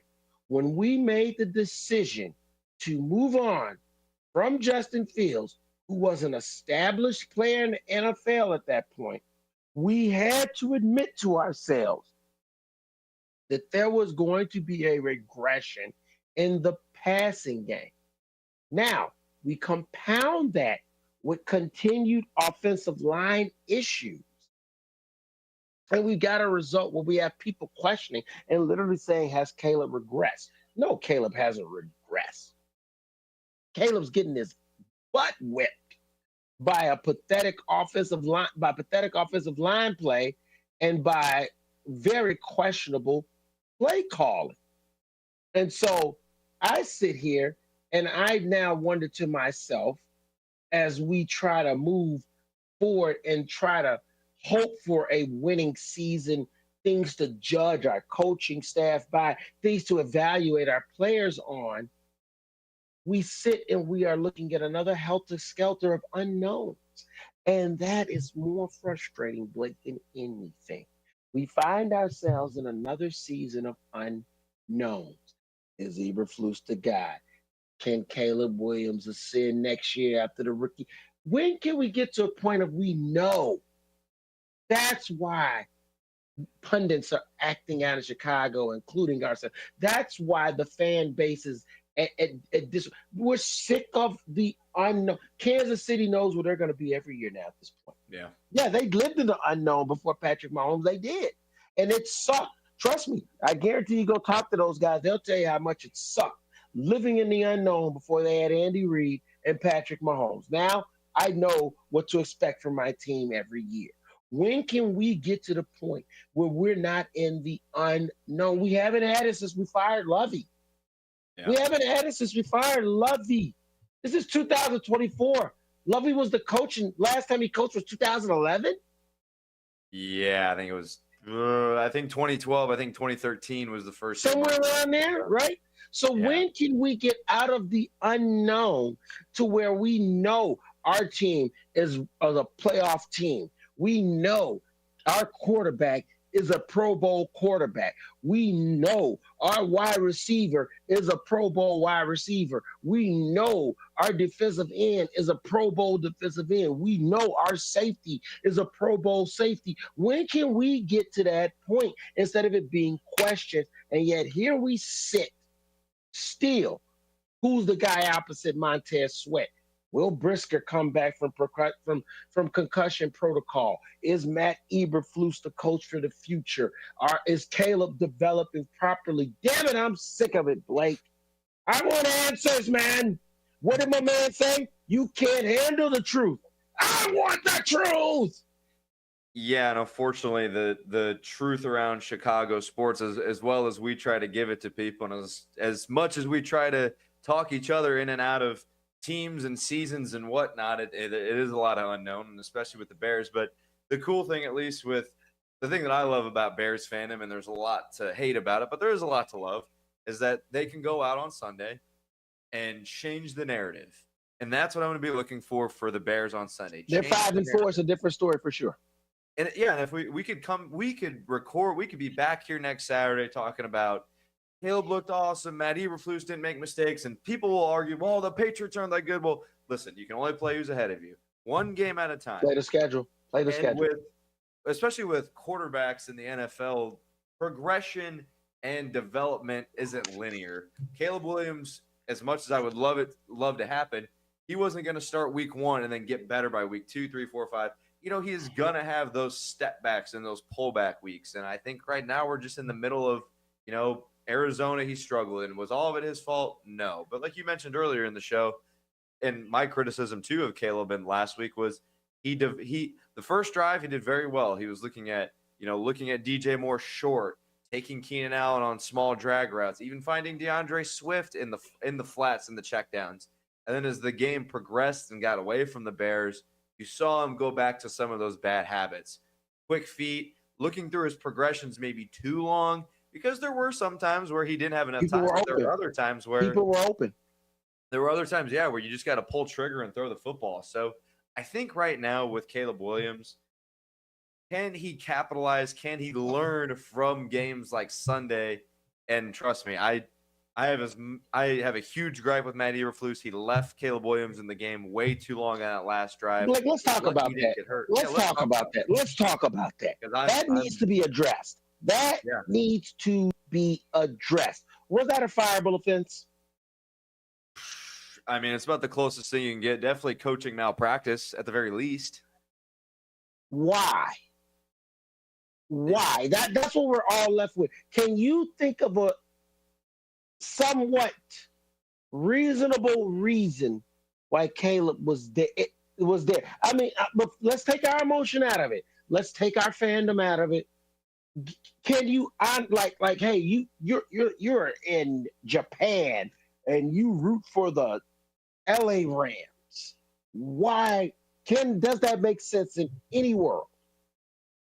It doesn't. And he was asked about it in the post game, and he said, we played to the final whistle, battle to the end, and that's not a good enough answer. It's just truly not. We talked about it on past shows. This city has been traumatized by star players that get injured. I remember another awesome Chicago superstar that was left in a game a little too long. Don't do it. A little too long. No. And bad things happened. And we're not going to name names, or we're not Don't do it. Don't do it. I won't. I'll get away from it. But that's what it felt like, Marcus. It felt like I'm seeing Caleb Williams roll on the ground, and I'm thinking, him rolling on the ground and limping, that's as easily as a mistake, because maybe the next time he doesn't get up. Maybe next time the cart comes out and he gets carted off. If Caleb Williams leaves that game Sunday with 10 seconds left and the team's down 3 scores, your season's over. Luckily, he's okay. But for how long? How long? I don't know. I mean, after that, shoot. Blake, I was sick. And the fact that people are trying to downplay it, because we know if we really, really harped on that, we'd have to have that real conversation. And everybody knows that this guy, Eberflus, is entrenched. And that's why we're trying to gloss over. We're not going to gloss over that here on The Truth About Chicago Sports. You put your franchise quarterback in harm. My stomach sank when I saw him on the ground and then limping up with nothing to prove on the clock. Nothing to prove on the clock. I'm sorry. That's when Tyson Bagent gets work. Last time I checked, Tyson Bagent wasn't a 15-year veteran.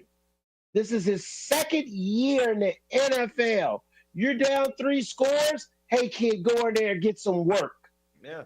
What the heck are we doing with our franchise quarterback out there? The dogs are loose. They know the Bears are past every situation, and you got a bum, beat-up offensive line, and you leave your franchise quarterback out there to get slaughtered? I'm sorry, Eberflus. That's your pride, and that shows weakness in your coaching, because you were steady trying to prove a point.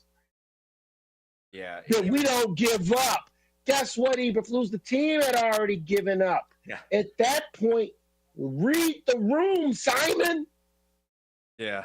It made my stomach turn too, because even through the Jay Cutler years, there were a few seasons where the Bears started off really well. I'm trying to think what year specifically was, but Jay Cutler tears a ligament in his thumb. The thumb. The Bears are 7-3 at that point, and they end up missing the playoffs. Lovey's last season, the 10-6 season. That's the 10-6 season. Yeah, because the Bears, this is the truth about Chicago sports, but I'm not going to give you a hot take. The quarterback's the most important position on the football. Oh, yeah. I know that might blow some listeners' minds, but if your quarterback is good, the machine runs a little easier. When you have a backup in, not talking trash on Tyson Bagent or the Josh McCowns of the world, but they're not on the level of the Caleb Williams, the Patrick Mahomes, the Jay Cutlers at the time of the world. So that's where I get frustrated, because the season is over if Caleb Williams gets hurt. We would be talking today not how much we should be winning tomorrow by, but can we win this game? You know what I'm saying? So it's frustrating, and that's why this accumulates, is because it feels like the same song and dance, the same story. And like you mentioned, when is it going to change? When is it going to change? And I'm going to say this in nice terms because I don't wish ill will on anybody, but similar to Jerry Reinsdorf, until this McCaskey family gets phased out, wink, wink, phased out of this franchise, I feel like it sucks that I have to say it, but it feels like that's when it changes. And until then, we really have to get lucky. It's going to come down to, can luck save this franchise? That's all I got.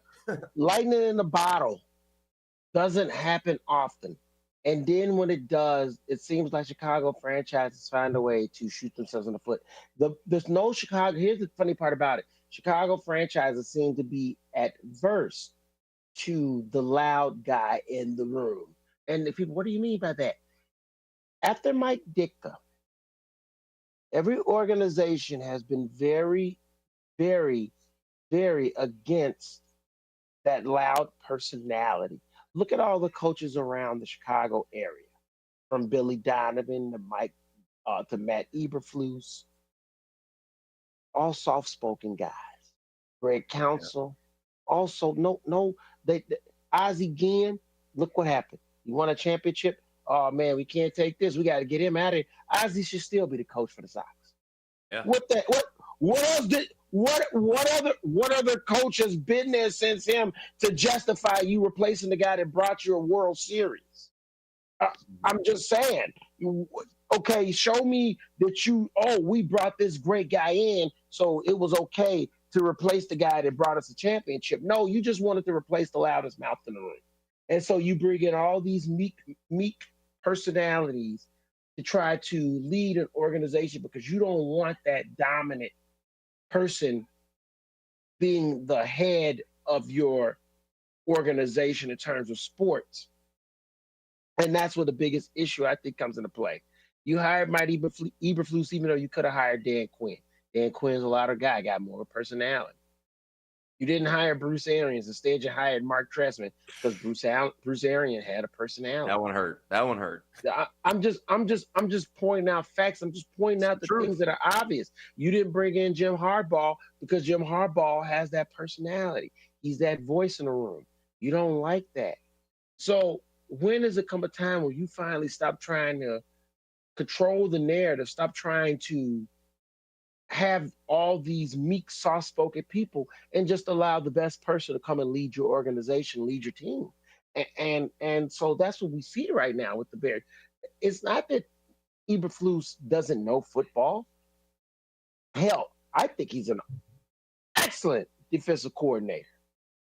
But head coach Blake? No. He's not ready for that, nor he might not ever be. And everybody on the team sees it. Everybody in the fan base sees it, but the organization doesn't want to admit it. So as we sit here, as Ryan Poles doubles down on his mistake, and we wonder is there a fifth year? We know there's a fourth year, and I'm starting to really believe there's a fifth year built in here. This is where we're at. And if this is where we're at, it's not good enough. Once again, this is WRMN. 1410 AM, the truth about Chicago sports, here with Marcus Mack and Blake Cowell as we sit here and break down Bears, as we talk about their deficiencies, where they're headed, where they're going. And then we're going to sit here when we come back from break, and we're going to break down Bears and Patriots and talk about the keys to them getting a victory tomorrow here on The Truth About Chicago. Rooted in their family Mexican history, churros are made daily with love. Churros and Chocolate at 2533 West Algonquin Road has churros made from family recipes with care and fresh each day with delicious fillings. There's also the Frida Cafe where you can relax and catch up with a friend while having a warm drink. Try Churros and Chocolate specialty churros, the churro sundae, or take home a churro cake. Visit churros, the letter Y, chocolateinc.com. Businesses come in all shapes and sizes. Integrity doesn't.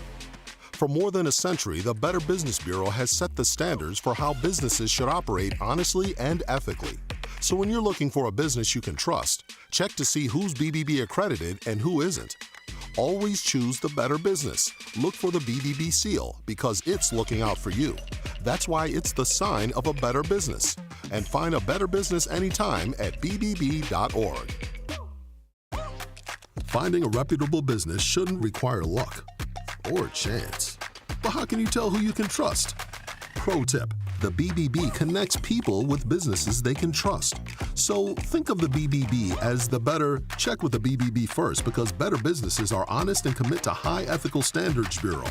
That's why they're better. Always look for the sign of a better business and find a better business anytime at bbb.org.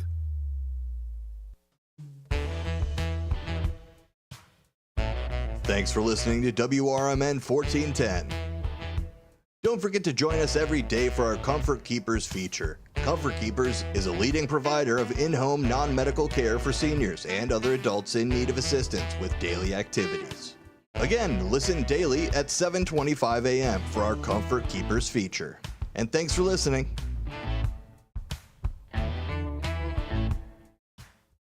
Michael Brown, former Undersecretary of Homeland Security and Director of FEMA, is your new full-time host of The Weekend, which airs every Saturday from 4 to 7 p.m. right here on WRMN. Each week on the popular 3-hour program, Brown offers listeners a fresh take on the weekend talk with his provocative insights into current events, politics, and culture. So late in the day on Saturday, make it a point to catch The Weekend with Michael Brown right here on WRMN, AM 1410 and 96.7 FM. There's a price war in the insurance business, and you may be paying too much. Call the Term Lifeline right now and see if you can save 40%. $500,000 plans and up, that's our specialty. Even great smokers' rates. Protect your family today. Call the Term Lifeline right now for a free quote. 866-509-TERM. 866-509-TERM. 866-509-TERM. Oh no, I just hit that post and my car's got a dent. Uh-oh, better get Mako. Oh yeah? Where are they? Mako is America's body shop. They're the world's largest provider of paint and collision services. They're located at 212 Western Avenue in Carpentersville, across from Spring Hill Mall. I've used them. Check out my car. Wow, looking good. Everything was so easy and affordable. Hummer and staff were super friendly and really knew their stuff. I'm going to call them now. Mention WRMN 1410 at the Carpentersville Mako and receive 10% off today. Discover the authentic taste of Italy at Mazziano's Pizza and Pastaria at Route 20 in Nestler in Elgin. There is one true fact of everyday life that never dulls: the simple pleasure of eating great Italian food. At Mazziano's, they'll make sure your dinner or lunch will be the best part of your day. Whether you have a taste for pizza or any of Mazziano's homemade Italian recipes, like ravioli or lasagna, they can also cater your party. Enjoy it any way you like: delivery, carry-out, or dine-in. Visit Mazzianos.com. And welcome back to the show. This is The Truth About Chicago Sports here on WRMN 1410 AM in Elgin, Illinois, on a Saturday Sports Field Fox Valley edition. We are here following up on The Rise, which plays 8 to 10, followed up by The Truth About Chicago Sports 10 to 12 p.m. Tune in, check us out on YouTube. Any smart speaker, just all you have to say is, hey, Alexis, play WRMN.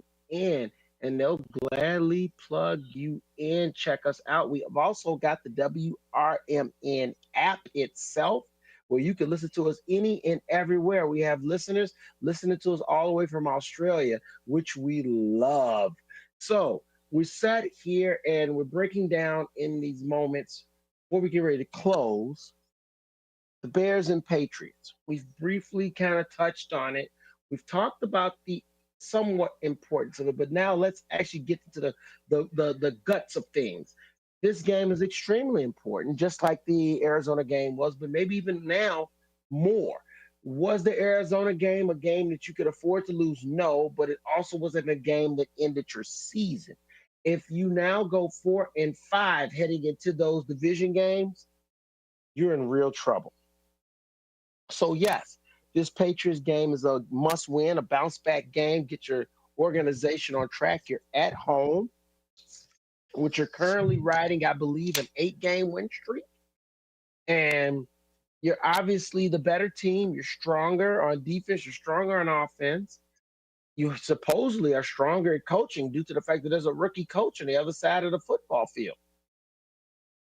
And the Patriots are in rebuild mode as opposed to the Bears, who are supposed to be in go mode. So we hopefully will see a bounce back from everyone all around. But as me and you have both talked about, there are injuries, key injuries to players on this team. The offensive line is decimated as they will be missing their 2 bookend tackles in Braxton Jones and Darnell Wright. Last time I checked, they only had 1 swing tackle, and that was Larry Brom. So I don't know who's playing the other tackle position because the rookie that they drafted is hurt too. Yeah. So the Bears are very thin at left tackle. They're also thin on the inside as well. Thank goodness Tevin Jenkins is back.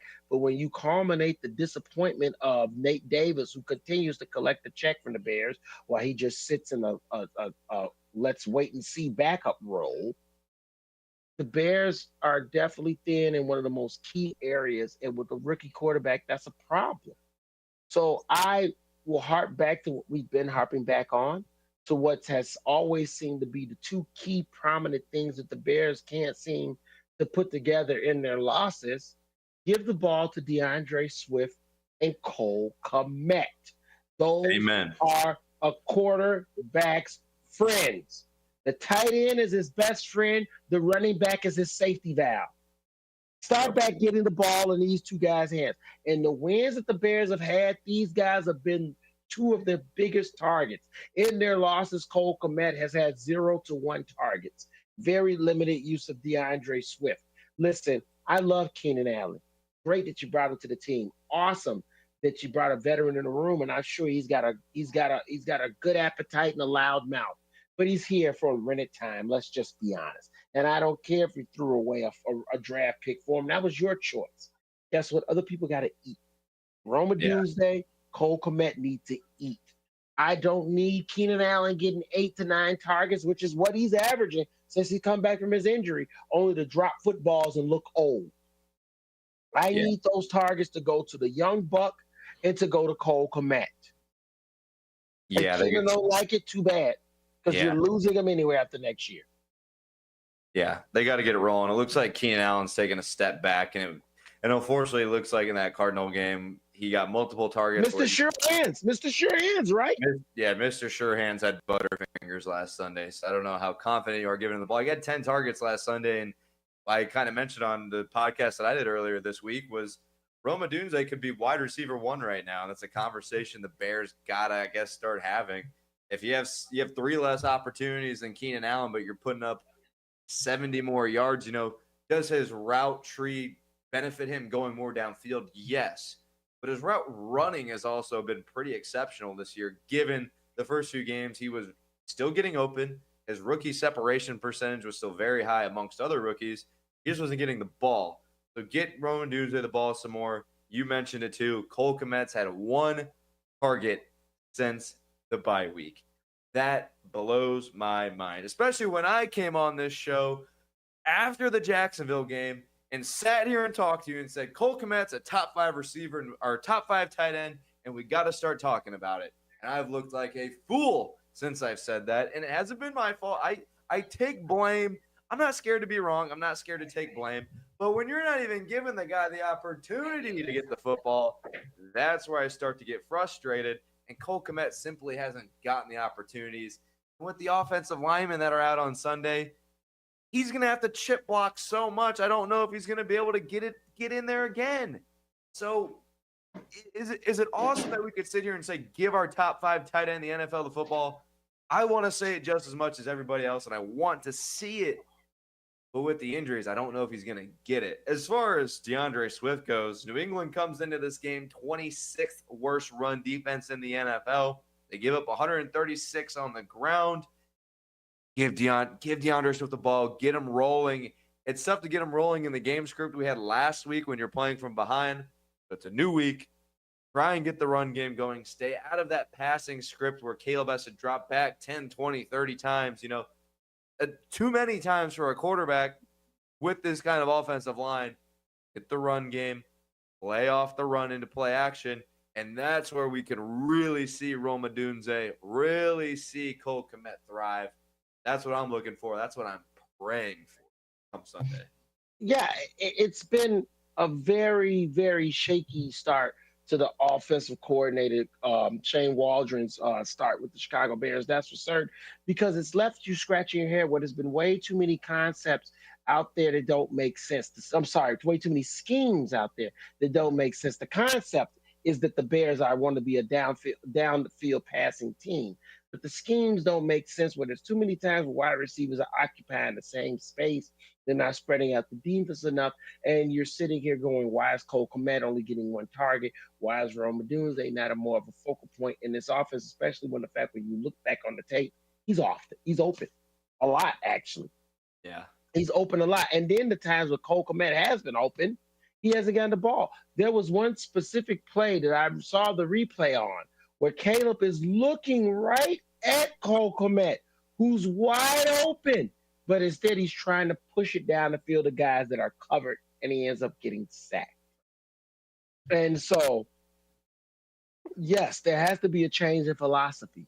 There has to be the recognition and realization that, hey, there are these guys that are open. Let's stop worrying about trying to appease certain people. Let's stop trying to go for this 20, 30, 40-yard downfield play and start taking what the defense is giving you, which is right in front of your face. Allow your playmakers to make a play. Cole Kmet has clearly shown that he can make plays once he catches the football, break tackles, and go for the first downs. DeAndre Swift has shown that ability as well. Rome Odunze is open. Yeah. If you don't have the connection with DJ Moore, which, hey, DJ is getting his targets, but guess what? Caleb doesn't have the connection with them. It is not the same as it was with Justin, and that sucks. But we need to admit the truth. This is the truth about Chicago sports. The connection is not the same, and it's hurting the team because they're trying to force it down everyone's throat because they signed DJ to a big, beautiful contract, and they promised DJ that it wasn't going to be any different. And it is. It is different. And the connection that Caleb really has, if you really look at the film, you go back even to preseason training camp, this connection is with Rome. Yeah. No, 100%. It is. Its 100%. Connection is with Rome, and they're trying to force feed DJ to him because of the promises they made to DJ, because of the contract they gave DJ. And because, let's be honest, receivers are divas. You ever met a great receiver that wasn't? Yeah, they want the ball. I want the ball. Yeah. I want the ball. And you've seen too many times it's not happening right now. And that's not, is it a bad thing? Yes, if there were no other options. See, that's the difference. Last year, bad thing if Justin and DJ are on the same page. There wasn't so many options. Mooney got hurt. Everybody goes, oh, Mooney left. People got to remember Mooney got hurt last year. He barely played. Yeah. Barely played. So, yeah, DJ Moore, if there was no connection with DJ, if there was no connection with Cole, you're stuck with nothing.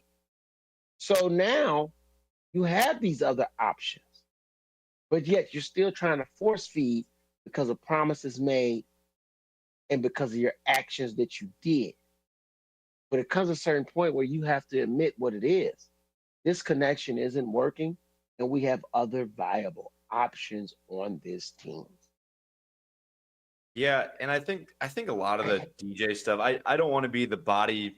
I don't want to be the body language police when it comes to DJ Moore. But this season hasn't looked. You can good in see it. terms of- You can see it, Blake. You can see it. And like I said, I want to have hope and faith that he's actually not super upset about the position of him getting enough targets, the offense. But like you said, these guys get frustrated. They know the defense is really holding their end of the bargain, and they're not so much. And like I said, after Sunday, we're now in the back half of the season. Sunday marks the halfway point, and we're gonna need to kind of start seeing progression as an offensive unit because the Bears right now, last time I checked, and I have the stats pulled up, but just to save time on that, going into last week, they were the second worst first quarter scoring offense in the NFL, only behind the Eagles, who hadn't scored a point. And I think the Eagles scored in the first quarter last week. So just for listening's sake, we'll say they're the worst team in the NFL in first quarter scoring, which whether you're the first or the second worst, it doesn't make a difference to me. So they need to get the offense rolling, and how are they going to do that? Like you mentioned, if Caleb Williams' rookie year connection isn't with DJ Moore, fine. Us as fans, obviously, we don't care. Locker rooms, players are a little bit different. But if Rome and Komet are the connections, and that's what gets the offense going, I need to see if Shane Waldron can pivot to just scheming those guys open and feeding them the ball. Keenan Allen was never going to come into this season and be the top wide receiver. I don't think anyone actually believed that, just because of his age, just because of the veteran presence, and really just because he is – with the Chargers, they'd say third and Keenan because they knew on third down they wanted to go to their sure-handed wide receiver that could catch that quick 10-yard out or quick 5-yard out, whatever it is, to pick up a first down. The Bears are doing something that they've done for a while now, and it's not playing to their strengths. We saw it with Luke Getsy when he wasn't calling enough design runs for Fields, and he was trying to make Fields a pocket passer when he was more of a dynamic pass run threat. And now we're seeing it not so much with Caleb, but with the wide receiver units and the weapon usage. Are there too many cooks in the kitchen? I don't know, because it's tough to complain about having all these weapons, and I'm not complaining. But when we're using guys in certain schemes, like you said, in certain game plans where it doesn't make as much sense as just getting the ball to Rome Odunze, who's got the least miles on him, and he's getting separation, and getting Cole Kmet, who, like I said, isn't a yak monster, but good hands, dominates the middle of the field, reads defenses. It's sad in the sense that they're not using these guys the right way, but I'm still happy to have them all. And I think Caleb just kind of needs to take a lesson out of the Mahomes playbook right now. And the Chiefs, their offense this year compared to a lot of other years has been kind of boring. But why is it boring? Because he takes what the defense gives him. When Tyreek Hill was on the Chiefs, it was all deep bombs because Tyreek Hill could get behind the safeties. Bears don't have Tyreek Hill, and there's not a Tyreek Hill on the offense right now. So take what the offense gives you. If it's Rome Odunze on short routes, take it. If it's Rome Odunze on deep routes, take it. If it's the screen game of DJ Moore, take it. But this is where I need to see, and Sunday is going to be a huge indicator. And Shane Waldron use these guys correctly now that he's hit the halfway point, because I like giving these new regimes at least some padding, because training camp is training camp. It's practice. It's half speed. You're not really trying to knock the other team's head off, because really the other team is just your team in a different colored penny. So that's what I'm looking for. Usage, utilization of the wide receiver weapons, plus Cole Kmet and DeAndre Swift, but just the weapons in general. Yeah, I find it funny that I've heard the pundits say in this town that the Bears may have too many weapons. I laugh my butt off at that. You tell me right, but at the same time, you tell me right now that if Patrick Mahomes had Rome Odunze, DJ Moore, Cole Kmet, or let's just swipe out Cole Kmet for Travis Kelsey, and then we throw in a DeAndre Swift. We're talking about the Chiefs as a guaranteed Super Bowl winner. Again, let's throw in Keenan Allen as well. So we give Patrick Mahomes, Keenan Allen, DJ Moore, Roma Doomsday, and let's swap out Travis Kelsey for Cole Kmet. We're talking about the Kansas City Chiefs cakewalking into the Super Bowl.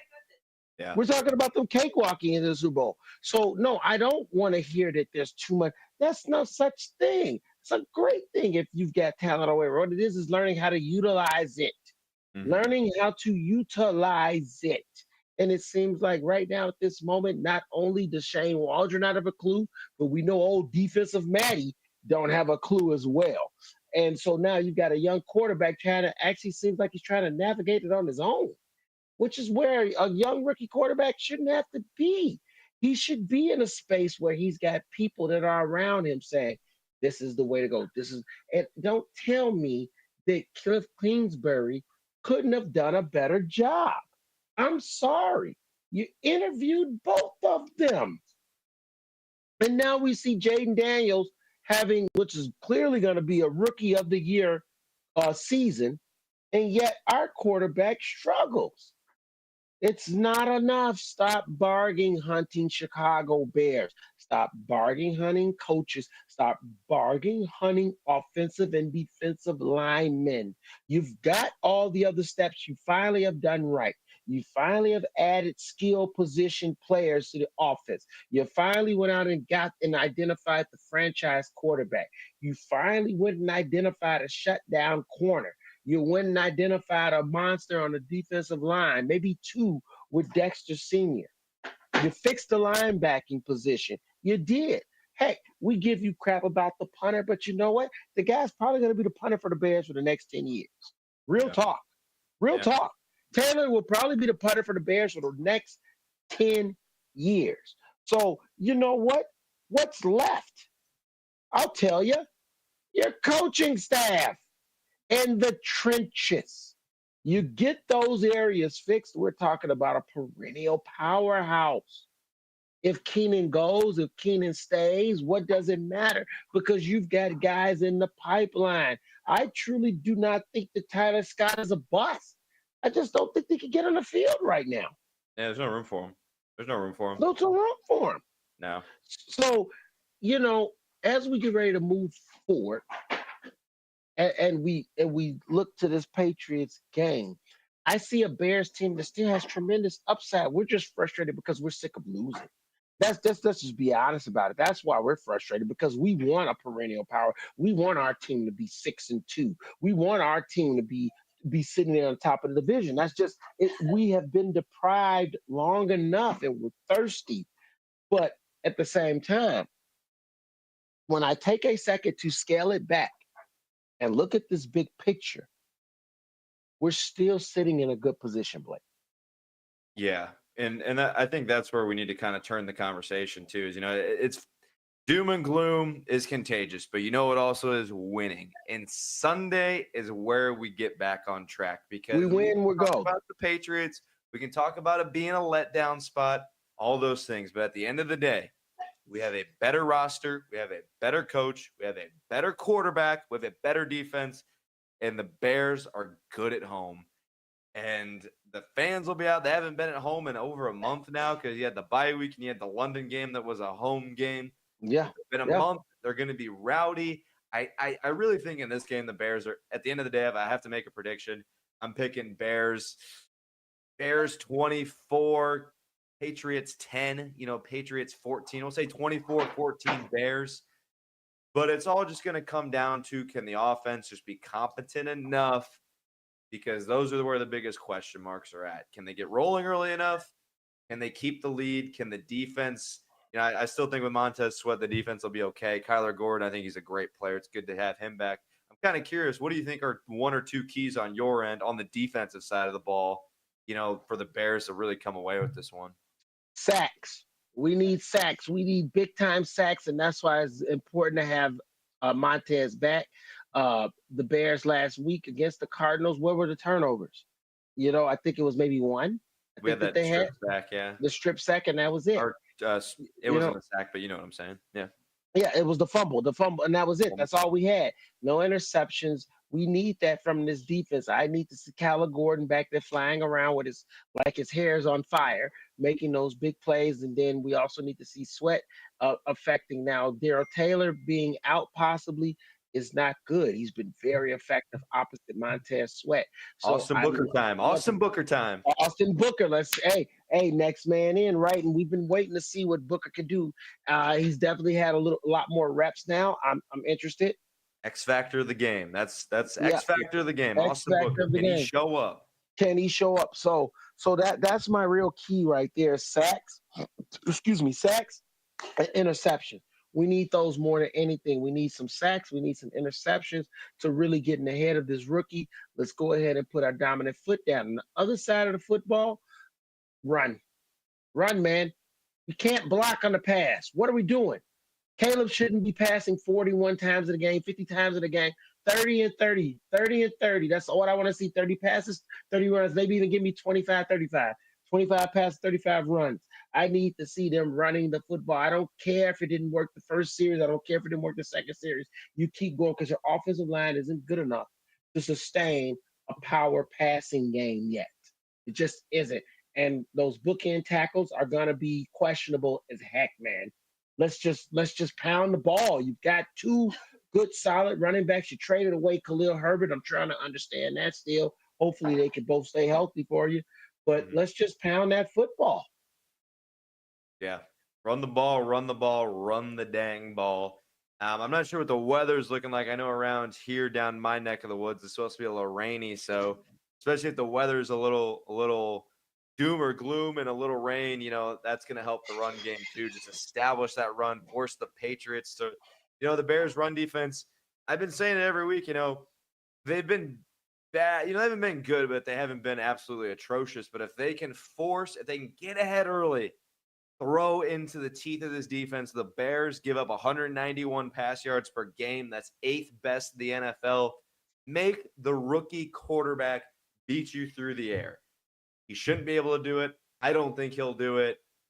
Give me the secondary to show up and just play tooth and nail, hard-nosed football. That's what I need. That's what I need, Marcus. That's all we're looking for. Come out fast and never look back. My prediction is I'm going to call the Bears. Let's go with 20 for the Bears, 13 for the Patriots, because I have lost faith in the offense in the last 2 weeks, even though going north, more than likely, they're going to spur me and they'll score 30-something points. But, hey, still, I'm predicting Bears victory, and that's what we're hoping for. Everybody, make sure you tune in. Bears are playing at noon tomorrow. Check them out. Bears and Patriots is the truth about Chicago sports, here with Marcus Mack and Blake Cowell here at WRMN 1410 AM. We're going to give a shout-out to Dean, to Sonar, to Maddie Ice McNeil. Have a good day. We love you all, and let's go.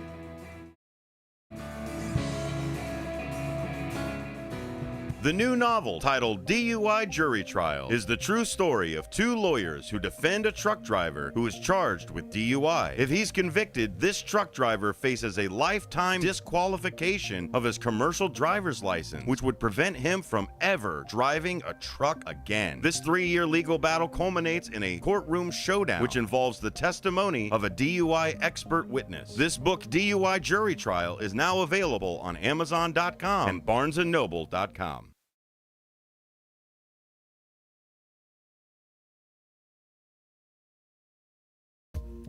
Are you ready to take your brand to the next level? Image 360 South Elgin is a dream that's been cooking for years. Maria's Little Italy in 6